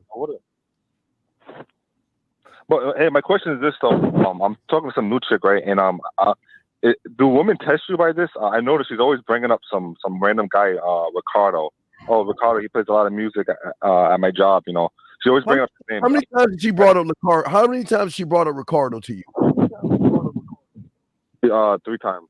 Okay, hey, just be your best friend, and realize that you're the bitch. You're gonna let her. If you went to her house right now with a DNA kit, you will find his pubic hair somewhere in the bed. just understand that. Or a light, or blue. With the blue light on. Yeah, there you go. Ethan, where'd you meet? You said this is a girl at your job? Huh? No, this is a girl I met on Tinder. And like a Spanish lady, older woman. You know, she seems cool. Everything. We went a guy 3 times. How is she cool? How is she cool if she's disrespecting you? No. She seems cool. Okay, she talked about another guy 3 times. So how is she anything? So wait, who is this guy she talking about? Her coworker. Okay, in what context was the conversation? What was she talking? She was just talking about work. Whoa. Yeah, she said, "Oh, I can't wait to go to work tomorrow because Ricardo he always comes in dirty music." Yeah, she's fucking Ricardo. So yeah, no doubt. My question is, why do you care though? Like you just met this woman. Why you care? You guys jump to the conclusion. All I'm asking is when women do this, is this a test? She's talking about another guy repeatedly to you. Well, let me ask you another question. How long have you known this young lady or older lady, whatever the fuck she is? About 3 to 4 weeks now. And 3 to 4 weeks. How's the sex? Yeah. How is the sex? You ain't fucking. It's average. Oh, you ain't fucking her. Stop lying. You ain't fucking her. You ain't fucking her because she's talking about another dude. So your fuck game is weak as fuck. You can't fuck because now she's talking about Ricardo's dick. How does that feel? How does that feel after you fuck her? She's talking about another dude's dick. Nigga, call her. Is that what she's doing? The girl says No. Call her real quick, man. It's Fifth. Be honest, man. Is that what she's doing? She's talking about another man's entry after you fucked her. She's talking about another. See, Ricardo. Is she talking about another man's situation with her? Ricardo. No, she's never ever said that. When she talks about it, it's just like shit like that. Okay, but even then though, like what I'm saying to you is like I don't like. For me, I'm not a guy who I don't really care. But the thing is, is that if you don't have any level of respect for yourself, you will allow fuckery to happen. and so what I'm saying to you is that Like I personally don't talk to her about her past because I don't give a fuck. Whatever that was is what it was. But man, dude, like if that's not what you want, then you need to say something to her. But 50B was fucking her. She wouldn't be talking about Ricardo. She'd be talking about him. Let me call her. Let me ask you a question. So when she talks about him, hold on, wait. Does she hold on? Does she smile more? Does she glow? Does she light up? Does she get excited when she says his name? Does she roll her R's? Ricardo. I can't wait to see Ricardo. Oh. Ricardo. It's neutral. See, she said, oh yeah. She said, yeah. Ricardo was talking about some girl, and her pussy had like a yeast infection, like it's just like little shit like that, like. Yeah, she fucking him. She fucking him. She fucking him. For her to even bring that shit, what the fuck do I care about this dude at your work fucking another bitch with a yeast infection? She fucking that nigga, dog. Right, and that's what I say, but I thought you guys said when a girl brings up another man, just play it cool, like all right, that's cool, and that's what I did. Oh, call her. This is the thing, though. This is the thing. So how many times you had sex with her? Once. Okay. In 4 weeks? Nigga, in a month? Wait, did you go on vacation for a month? So how many times have you seen her though? Because you only said you fucked her once. How many times you actually seen her? Because you have to see. I fucked her once. I seen her 4 times. And she brought Ricardo 3 times. What'd you do the other 3 times? Say it again? What did you do the other 3 times with the woman? The first time we went to a hookah bar because smoke hookah. Second time she came over. Third time we went to it's called Spikes, and we sat there. We chilled like for hours. You said it's called Strikes. And so y'all chill for an hour, and then the 4th time, what y'all do? We were chilling, eating, and talking. It was at Spikes for an hour. Yeah, and then the 4th time, what'd you do? The 4th time, what happened the 4th time? The 4th time, it was like a little get together. Like a get together. You're hanging out with our friends, nigga. Like you did her. He said Ricardo. Y'all niggas is doing too much. A get together with who? A get together with who? Yeah, get together to do what? Some of her friends. Oh my God! Y'all need to stop that shit. But caller, y'all only been seeing each other for less than a month. Why are you doing so much stuff like that? Why are you hanging out so much and not having sex? I mean, I don't got I just broke up with my kid's mother. To be honest, I don't have a rotation. Like I'm not talking to mad bitches like going out with them. Like I don't have a rotation. Oh, okay. So, but that still doesn't answer my question, though. I'm asking you, why are you doing such boyfriendy shit? Why are you doing so much extra shit? When you just met this woman and you only had sex with her 1 time? Why are you hanging out with her friends and taking her out to eat and all of this stuff? Because me personally, this is why I was with my kid's mother. I don't know about you other dudes, but me, I'm good with one chick hitting it, until I get bored with it, for a couple but you still not answering my question, bro. But bro, how are you gonna get bored with it when you're not even fucking her consistently? Like you saw her 4 times, you only fucked once. So how are you even gonna get bored with it? Yeah, that will come. I'm not. Okay, wait. Let me ask you a question. The last couple times, hold on, bro. The other times, the other 3 times that you saw her, did you want to have sex with her? Yeah, I did. Yeah. Okay, so why didn't you, bro? I'm not fucking a horn dog. Why didn't you have sex with her if you wanted to have sex with her? Because I didn't need to. No, sir. No, stop for a second. I asked you the other 3 times that you saw her and you didn't have sex with her. Did you want to? You said yes. And I'm asking you why you didn't. Because I didn't need to. I wanted to. I didn't need to. Yeah, but if you wanted to, then why didn't you at least try to make it happen? Because it's something you wanted. I got a question. So real quick, Zach. So caller, when you're hungry, Do you only eat when you need to, or you eat when you want to? Look, I'm a linebacker. I mean, can you answer the question? Do you answer? Look, do you eat when you're hungry, or do you only eat when you need to? I eat when I'm hungry. No, see, this is what I'm saying. We know humans, right? We understand that when something's presented in front of us, you don't have to be hungry to eat. You make a decision to eat. So what Miles was asking you is that if you wanted to have sex, why didn't you make the decision to have sex? Right. Because if I had sex every time I wanted to, I wouldn't be in a position where I'm at. Oh my God. What position is that, sir? I'm an 850 credit score. What position are we talking about? Like I'm totally lost now. He has a good credit score.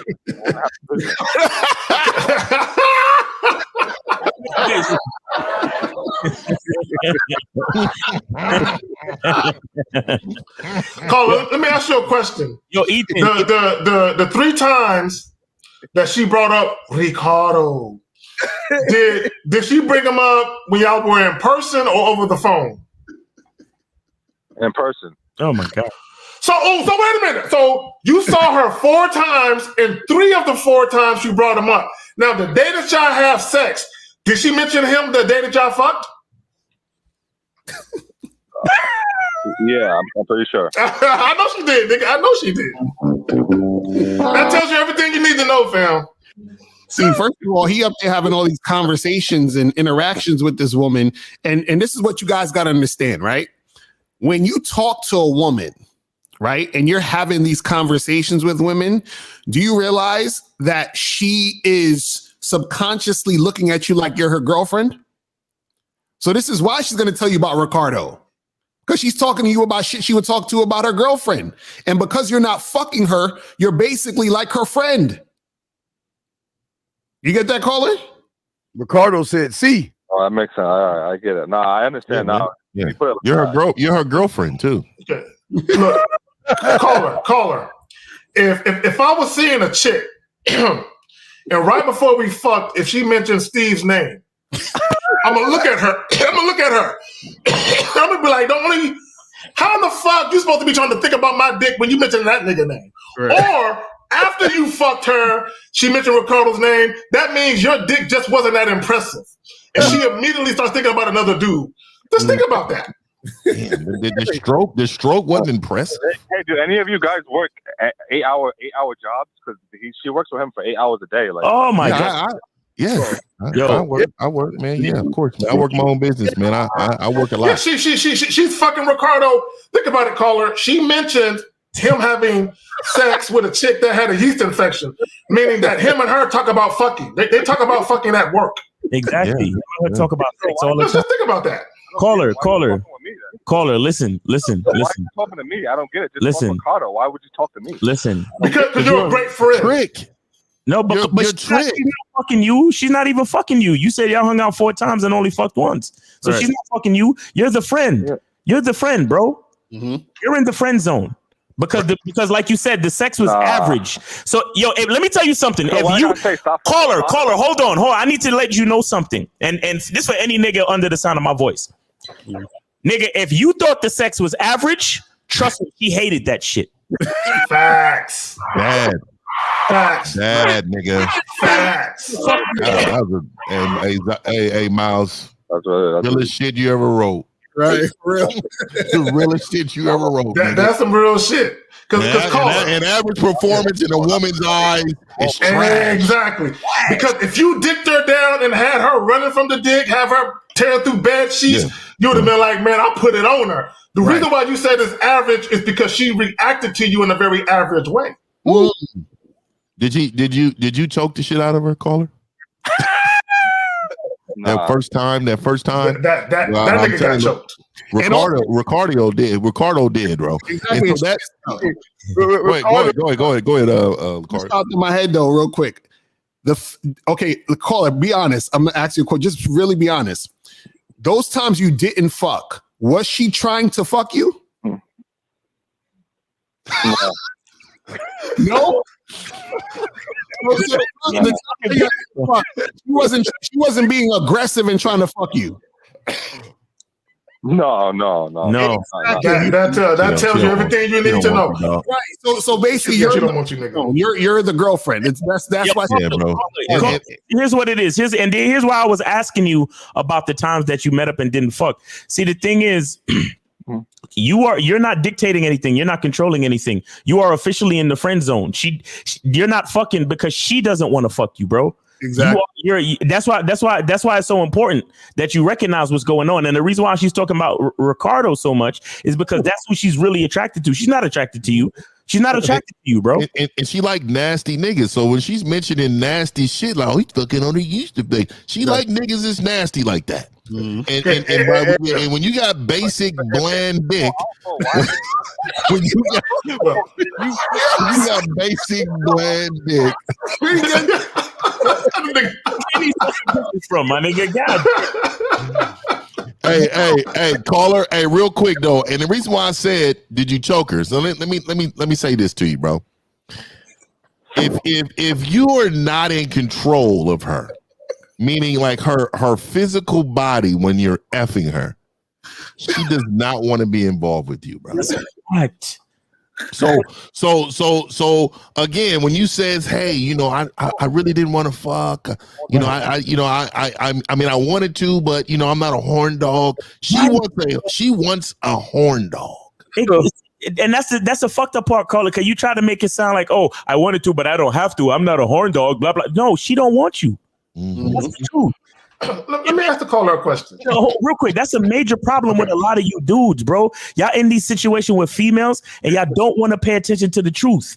You wanna decipher it the way you want to decipher it, talking about, oh well, I wanted to fuck, but I'm not a horn dog. But the truth is that she doesn't want your dick. Exactly. Ethan, let me ask you a question. Ethan, let me ask you a question. Hold on, Ethan, let me ask you a real quick question. So you saw her 4 times. Hold on, listen. Okay, this is important. Hold on. I'm going to give you the floor. You saw her 4 times. At what juncture did you actually have sex with her? The second, third, or 4th time? Yes, yeah. No. Yeah. Which time did you actually have sex? The second time. The second time. So you saw her 2 more times and she didn't want you. You saw her 2 more times and she ain't trying to fuck? Like Al said, you were the friend zone nigga. That's what you are now. Hey, somebody said it. He could have had pity sex. They fucked the 4th time because maybe she was just pity sex too. See, hey, let me ask you, caller, did you have good time when you was out with her? Did y'all have a great time when y'all was out together? Yeah, we had a great time. And see, so let me tell you what that is. It's called pity sex. I don't want to lose your tricking. I don't want to lose your tricking and your good time. So what I'll do is I'll give you a little bit of this ass. But that's not, I'm not sexually attracted to you. Right. I just like that we hang out and have a good time every now and then. Right. That makes sense to you, caller? I've never been in that situation. Where a chick I fucked saw me anytime after that and didn't want my dick. I've never been in that situation. I don't understand why. That don't make no sense.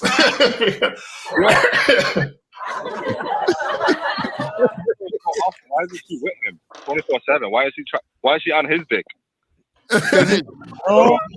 She probably is. You just don't know it. No. Caller, listen, Ricardo's busy fucking other chicks, but she needs to spend non-sexual time with you, bro. He's not busy. Ricardo don't have no good credit either, and he's over there laying pipe. And that nigga got a part-time job making tamales doing Christmas, nigga. Right. And he tapping your check, nigga. Remember. Hey, I bet you he can't fight, though. I bet you don't got... Okay, nigga. Yeah, he can't fight, PD, but he's beating up that pussy that you couldn't beat up, nigga. Yeah, man. Why'd you go there? Why would you give a fuck if he can fight or not, dog? Like, it's not you versus him. He's not competition. If you're a real man, he's never competition. Yo, what the fuck? This nigga said he can't fight though. He can't fight. You gonna fight for her love? Ethan, listen, it's crazy because Ethan, it's crazy because you call us from time to time and we try to give you advice, and it's sad to hear that you ended up breaking up with your girl, but we told you we was trying to help you with that, man. Why did y'all ultimately break up, man? What happened?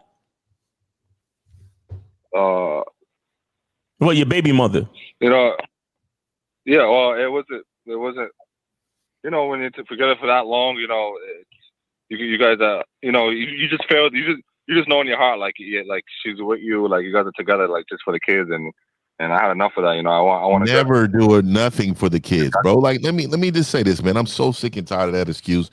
You're not doing anything for the kids. You're doing it for yourself. You need to understand, man. Like, at the end of the day, kids are going to view you in a way. They're going to view you in a way of how the relationship you have with them. So regardless if you with the mom or not, the kids are going to function the way you need them to function when they with their father. Right. So for you guys to be talking about, I hung through it, man. I'm not putting myself through none of that shit. I'm gonna show my kids that, hey, man, if this ain't working out, hey, we got a co-parent. Hey, the pops need to be happy. You got one life. I'm not wasting a second with a motherfucker that's not doing what she needs to do. Facts. All right, Ethan. Hey, man, look. So I wasted my time, money, and resources with this girl, and she could fucking this other nigga. Don't blame her. Don't you dare blame her. Don't you blame her. And don't say nigga. Don't you dare do that. Don't try to blame her. Don't ever say nigga again in your life. Damn it, bitch ass niggas, man. Listen, yo, Ethan.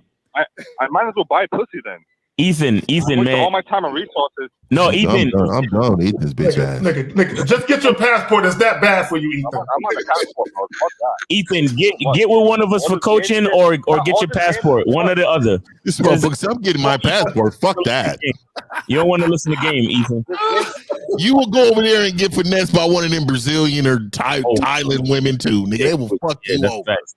But listen, Ethan, we're gonna let you go, bro. Appreciate the call, man. No, fuck that. Passport. Fuck that. Man. Okay, go get your passport, bro. We appreciate you. All right. We got 336. You're on live with the Real Game No Theory panel. Name, age, city. How can we help you? 336. Hello, can y'all hear me? Yeah. What's up, man? What's your question? This shit is hilarious. All right. My name is Dario. I'm 18 years old and I live in Greensboro, North Carolina. All right. Ooh, you just made the cut, nigga. Well, I don't have a question. I just want to give y'all your cigars, and I just wanted to bring up a topic quick. Okay. So my topic is, I called in yesterday on Steve's Live about a movie called Judas and the Black Messiah, and I just forgot to bring up one thing. I wanted to bring up how the only reason why Fred Hampton was powerful was not just because of his mindset, but it was because he was educated. And because he was educated. Okay, the mind holds the education. So what the fuck are you talking about? Yeah, being college educated really don't really mean a whole lot of shit. You know what I'm saying? If you can't put it all together. I just wanted to say how important it is to become a student of the game and to actually learn game. Right. Okay. All right. Well, appreciate you, man. Thanks for the call, man. Thanks for the call. Appreciate you, man. Have a good one. Take it easy. 956. You're on live with the Real Game No Theory panel. Name, age, city. How can we help you? 956. Hi. Hello. My name is Louis. I'm 28 and I'm from Laredo, Texas. All right. What's up, man? What's your question? All right. So my question is, how does a guy go from being a male to becoming a man? All right. Let me ask you a question. If you want to be a lawyer, you go to law school. If you want to be a doctor, you go to medical school. So if you want to learn game, do you A, find one of these guys on the panel to help you out, B, search a wizard, or C, slay a dragon? No, the first one. Well, yeah, it's common sense. Yeah. So get some coaching, bro. Get some coaching because apparently manhood and masculinity is not common sense anymore. So you got to get some coaching. All right, brother. Go to realgamenotheory.com and choose the individual that's more closely aligned to who's relatable to you and shit. All right, or get your tickets to the get it, Steve. Get your tickets to the. You go to Go. Yeah, so we got on April 2nd, we got the Game Kings 2 Definition of a Man seminar at NYC. So literally, if you're trying to figure out what's the difference between a male and a man, we're definitely going to talk about that. And there's also going to be, for those that don't know, there's going to be Q&A. You understand? There's going to be a whole 2-hour Q&A session. You understand? So guys, come with your questions, man. Make sure you get your tickets. Go to Lucario's YouTube channel and look in the description. It's in every video, man, or hit us up on Instagram. But get your tickets. We'll put the links in the chat, and we there you go. The top of the chat is the link to the tickets. So if you guys want to get tickets at the top of the chat, it's pinned. So make sure you guys click that link. Exactly. Shout out to April for putting that up. So appreciate it. All right, bro. Thanks for the call. All right, brother. All right, then. Can I just say one more thing? All right, go ahead. Okay, so I just want to say that I think I know within myself that I don't have game because there's a part of me that doesn't know myself. Right. So I can hear it in your voice, man. Find myself. Right. Yeah, we know this. Yeah. Yeah, well, it's a journey. We know. Bro, I like what he said. It's a journey. Yeah, right. Yeah, it's a journey. Don't beat yourself up, man. It's a journey. But just one thing you got to do is just make sure you leave your cup like half empty so you can accept more knowledge. You understand that? That's what's up. I'll bring a big cup and it's be empty. Don't worry. Yes, sir. And caller, thank you for being honest and forthright about your situation. There's a lot of guys that act like they know shit but don't. Exactly. So thank you for being truthful about your shit. Exactly, because shit. Everybody on this panel is still learning as well. So it is what you're gonna learn to the day that you die. You'll never stop. Exactly. It's a journey. All right. So we appreciate you, man. You enjoy the rest of your weekend. Stay safe. All right. So we got 210. You're on live with the Real Game No Theory panel. Name, age, city. How can we help you? 210. Hello, guys. My name is Jeff. 30 years old, calling from San Antonio, Texas. All right. So yeah. So I really need some help, man. I haven't had sex in 3 years. So I'm trying to figure out how I can. This nigga said 3 years. God damn, nigga, you are backed up. Yeah, caller, how much red pill information have you been watching? I mean, I watch AMS. I watch that explains it. That explains it. Why you backed up? Listen, my question is this, right? So it's this girl that she works at McDonald's and every time I order at McDonald's, she'll put in extra fries. She'll put in extra. Caller. That nigga said she put in extra fries and shit. Not about the girl. It's the fact that you've been listening to motherfuckers that don't have you gamed up. So when you get around a woman, you act like a woman. Do you understand? That's your fucking problem. You follow motherfuckers that don't teach you game. They teach you how to lie, manipulate, and deceive. And then you want to get into the real world and think you're going to be a man, sir? Wait, I want to ask him about extra fries. Hey, go ahead, L. I was thinking the same thing. Hey, tell us the story. So you go to McDonald's and she had extra fries, and what happened? Nah, like every time I go to McDonald's, she'll be extra nice. She'll give me extra fries. She'll put an extra Big Mac in there. I think she like me, bro. Like, I'm trying to think, should I shoot my shot? Should I try to ask? Hey, man. So do you understand what customer service mean? He's trolling. Yeah, but you're not supposed to. I mean, bro, she gives me extra shit. Yeah. But do you know what customer service means? Yeah. I know what it means. What does it mean? It means you have to be nice to the customers. You have to treat them respectfully. You use the word. You heard the word "have to." You heard that? I mean, yeah, but you don't have so to. You're embracing. You're trying to reach for something, and I know you're trolling, but if you're trying to reach for something that's not there based upon what she has to do, that's like saying, "Oh, I met a woman in the strip club. Hey, I know they be on you though, but she was really on me though." Mm-hmm. Like that's her job, right? So, caller, you trolling, man? We on OT, man. Why are you trolling, bro? This is how you a 30-year-old nigga why do I gotta troll? I need some serious help, bro. Okay, go to realgamenotheory.com. Go to realgamenotheory.com and get some coaching, bro. All right. Let me say this before he get out. Caller. Just because a chick is number one, women are naturally flirtatious. That's just how women are. So don't read too much into that shit. Unless the chick is asking you for your phone number and making it obvious that she want to get next to you, don't read into that shit. Just get your extra fries and your Big Mac and go home. And I've never seen a cute McDonald's worker, man. Not one in my life. And it's not because she's at McDonald's. Never? I've never seen a nice one. I'm gonna be honest, anybody reaching out the window, I don't know, man. I just don't see it. I don't see it, dog. That's fucked up, 50. Come on, man. I don't think her reaching out the window could do anything for me, man. Get me out. Man, I'm trying to get some pussy, man. I ain't had pussy in years. Hey man, McDonald's is not where it's at, man. Oh, get your passport, bro. Try Burger King. You can have it your way. Bro, I cannot bring her to my house, bro. Caller. Go to what is it called? Our Daughter's Moon or Moon Daughters. It's a rooftop bar, and also go to the spot called Bentley's off of Broadway. Yeah, do that. Or caller. You can do something better. Fuck everybody and say we got a better solution because we want to do it. Why don't you go to Ricardo.com? Ricardo will show you how to get paid. All right. Ricardo? Oh, okay, I got you. No, but seriously, caller. Who's that?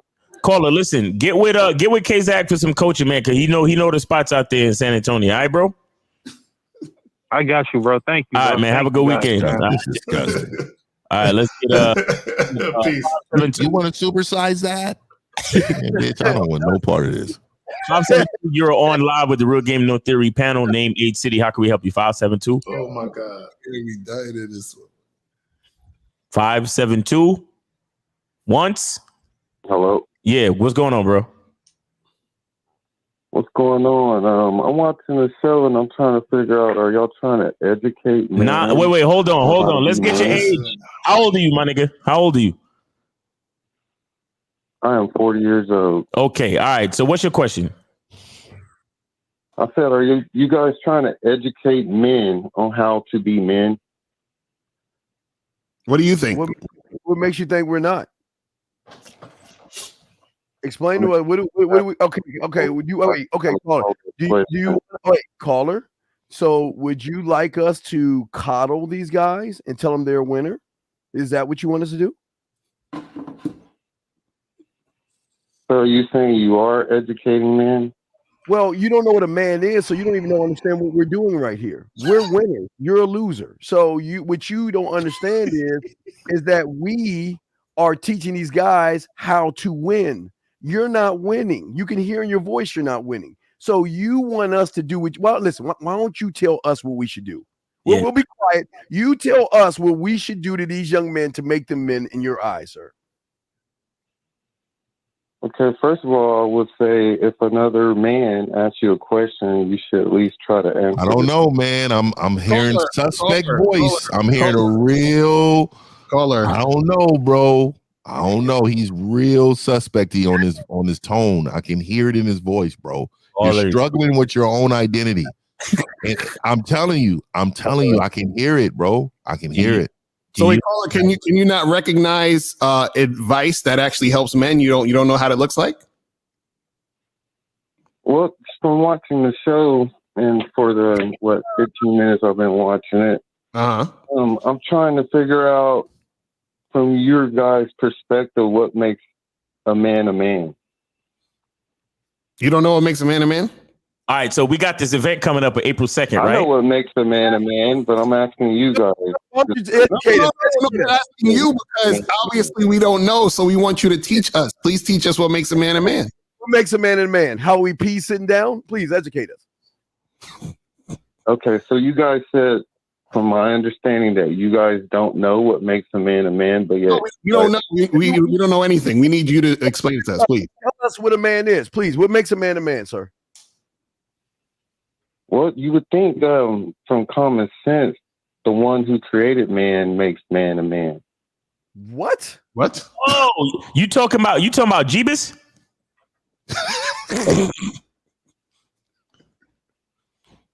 Caller? Are you talking about God? What are you talking about, bro? You talking about religion? Talking about Christianity? What are you talking about? I'm talking about the Most High Almighty makes man a man. The Most High Almighty. Okay. That's what's up.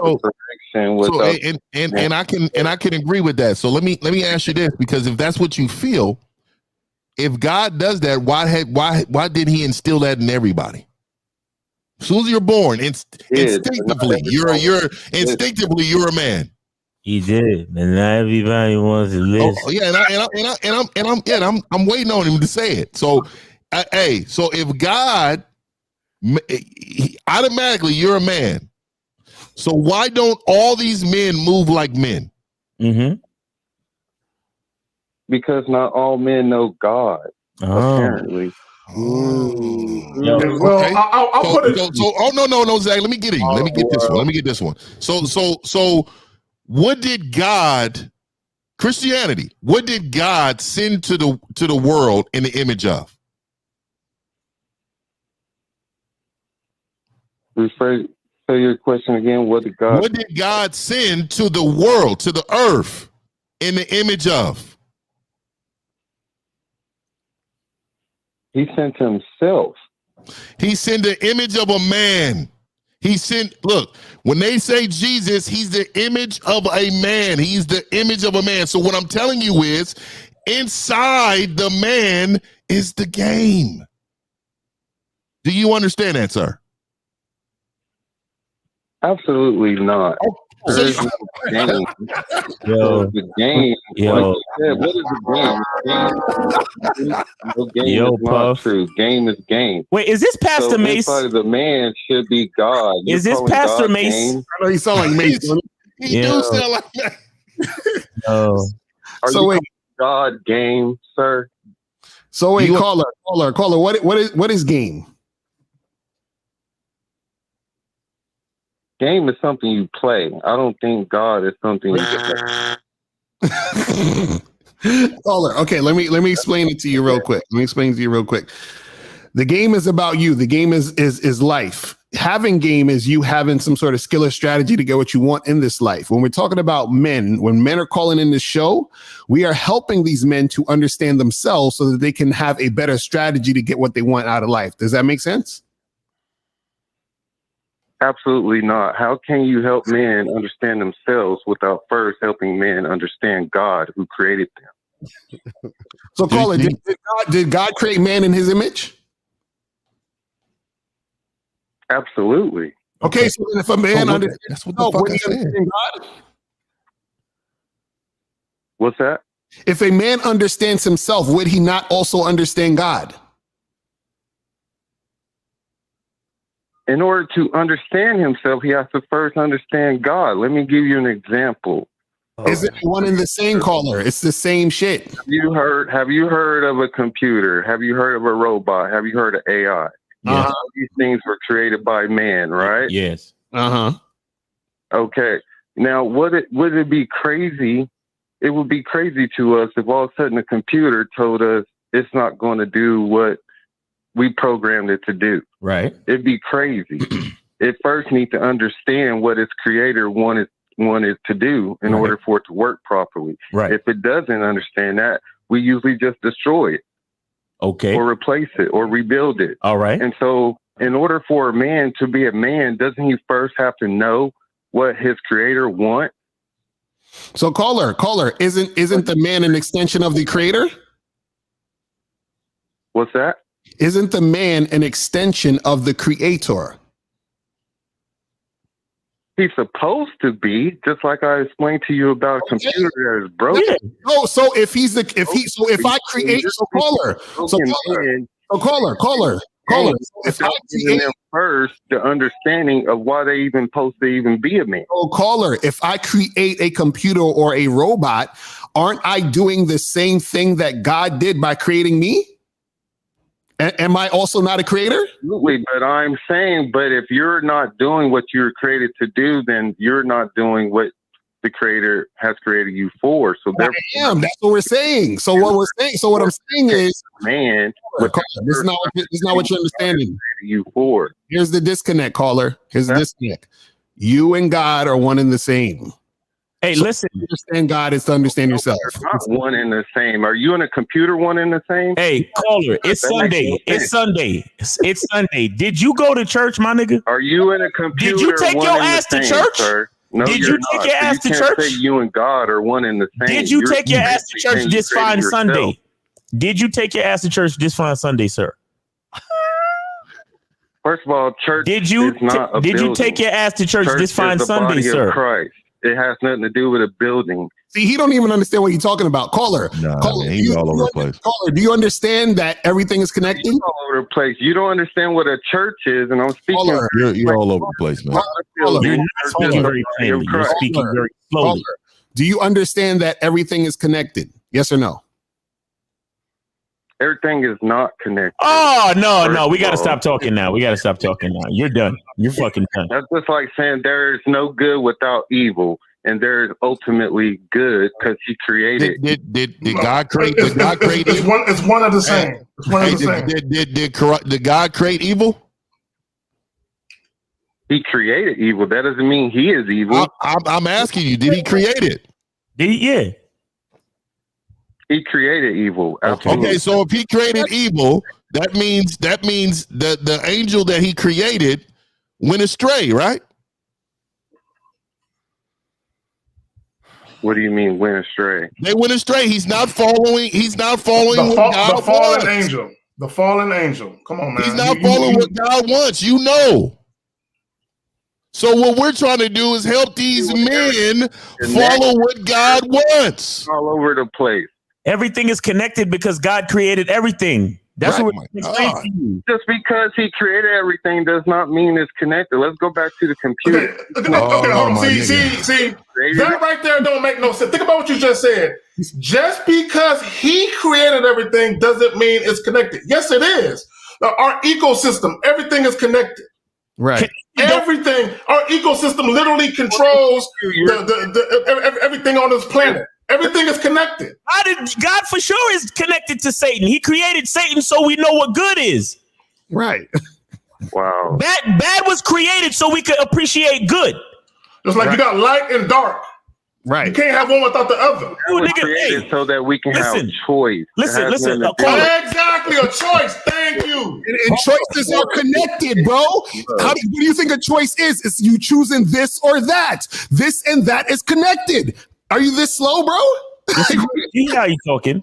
Caller, listen. What is your ultimate thing so I can move on? Because we on OT, bro. It's ridiculous. The ultimate thing is that I don't believe anyone should be trying to teach anyone. Okay, so get the fuck off of our show. Stop watching the show. So do you listen to hold on, Miles. Hey, so do you let pastors teach you the Bible? Do you let pastors teach you the Bible? I'm sorry, you cut out again. Do you let pastors teach you the Bible? Do I allow pastors to teach me the Bible? No, I allow the Holy Spirit to teach me. Okay, so there it is there, right? There it is there. So what you're saying is you don't believe in teaching. You don't believe in individuals able to teach anyone. I know. You think no. Your interpretation is the only interpretation there is. That's what you're saying. Absolutely. I am saying that. There it is. We got him. Because what you're saying is that you view us as teachers. You view us and we're not supposed to teach. But look here. Hey man. It is really bad. It is really bad that you are choosing to go against God's words of you giving discernment to others. Right. It says it in the Bible. You know what discernments mean? That means to teach others the word. No, discernment does not. What is teaching? Word. That is this is what I'm saying. Hey, you're talking to someone who was raised to this. This is all we do. This is all we do. It has nothing to do with teaching the word. All right. Hey, caller, listen. Caller, listen, man. Either start your own ministry or YouTube channel and just leave us the fuck alone because we don't know what we're doing. All right. Thank you. Have a good one. Alrighty. All right, we got 570. We on live with the Real Game No Theory panel. Name, age, city. How can we help you? Hi, my name is Steve. I'm in Pennsylvania, Tobyhanna. I am 40. Okay, what's your question, bro? Let's go. Just to make a quick statement, because I happened to get on the show and heard him speak a whole bunch of rhetoric, and I called here before and I told everyone before what you guys are doing is God's work, because the things that you guys are actually saying is what God is saying. It's a book in the book of Isaiah. God said that women shall be your oppressors. So, and God came back and said that in understanding, you guys should be men. So what you guys are doing is part of what the word of God is saying. The guy that was on there, he's a straight simp. Not only that he's a simp, he's under the matriarchal belief of God. Because the whole world is covering over feminine vibes. That's all I'm saying. Keep doing what you're doing. When you run into spiritual cats like that, let them know. Well, I'm not trying to promote where I'm from, but I'm from the Israelite Church of God in Jesus Christ. I'm an Israelite. We teach these things. So that's why I'm able to adapt everything you're saying. Stevie Dean, Lucario, you Miles, Kazaki in 1950. Keep doing what y'all doing. And when y'all go on these tours, y'all coming to New York, guys buy the tickets. Much love. That's what I'm saying. I appreciate you, brother. Hey, let me address this little comment, this little comment here. So I'm gonna give some people some knowledge, right? So I was raised Islam, right? I was raised for my father. I was raised Islam. This is just how we move. Went to the mosque and all this stuff when I was really young.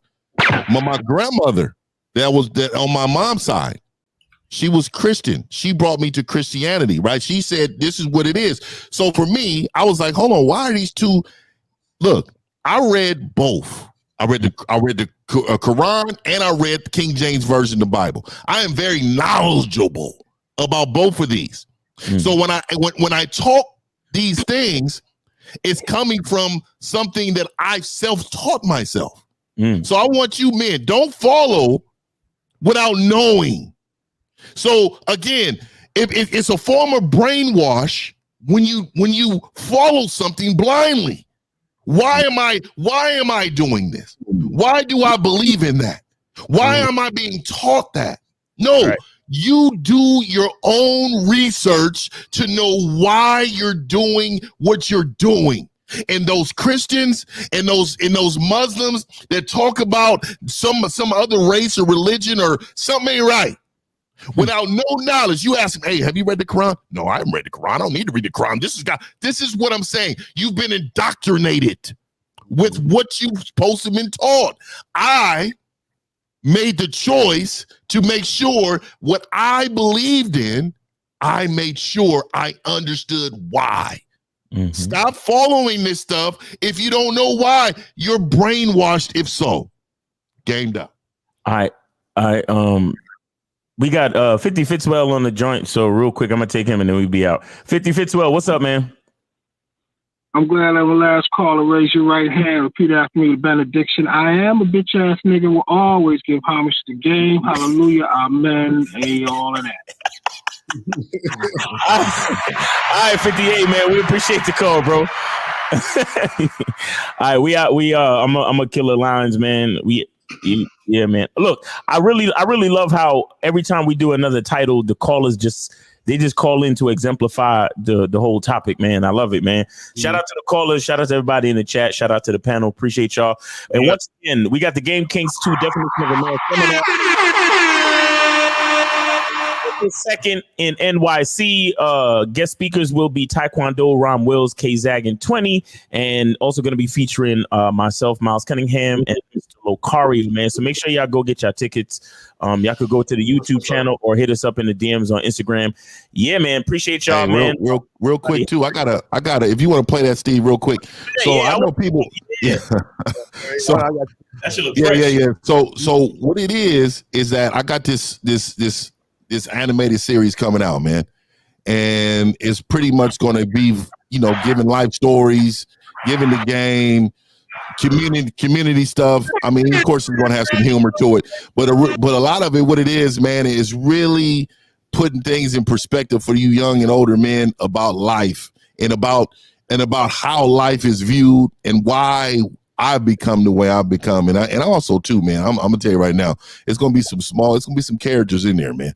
It's gonna be some characters from the Manosphere, how it's been created, what happened to a lot of these cats when they were younger. These, I ain't gonna name no names, but y'all gonna figure out real quick, man. It's gonna be some dope shit, man. That's what's up, man. Good work. Let me just say this on the way out again. Y'all know we're doing the shit in NYC April 2nd. Get your fucking tickets. We're gonna be there. It's gonna be some real shit. Let me also say this in reference to the title.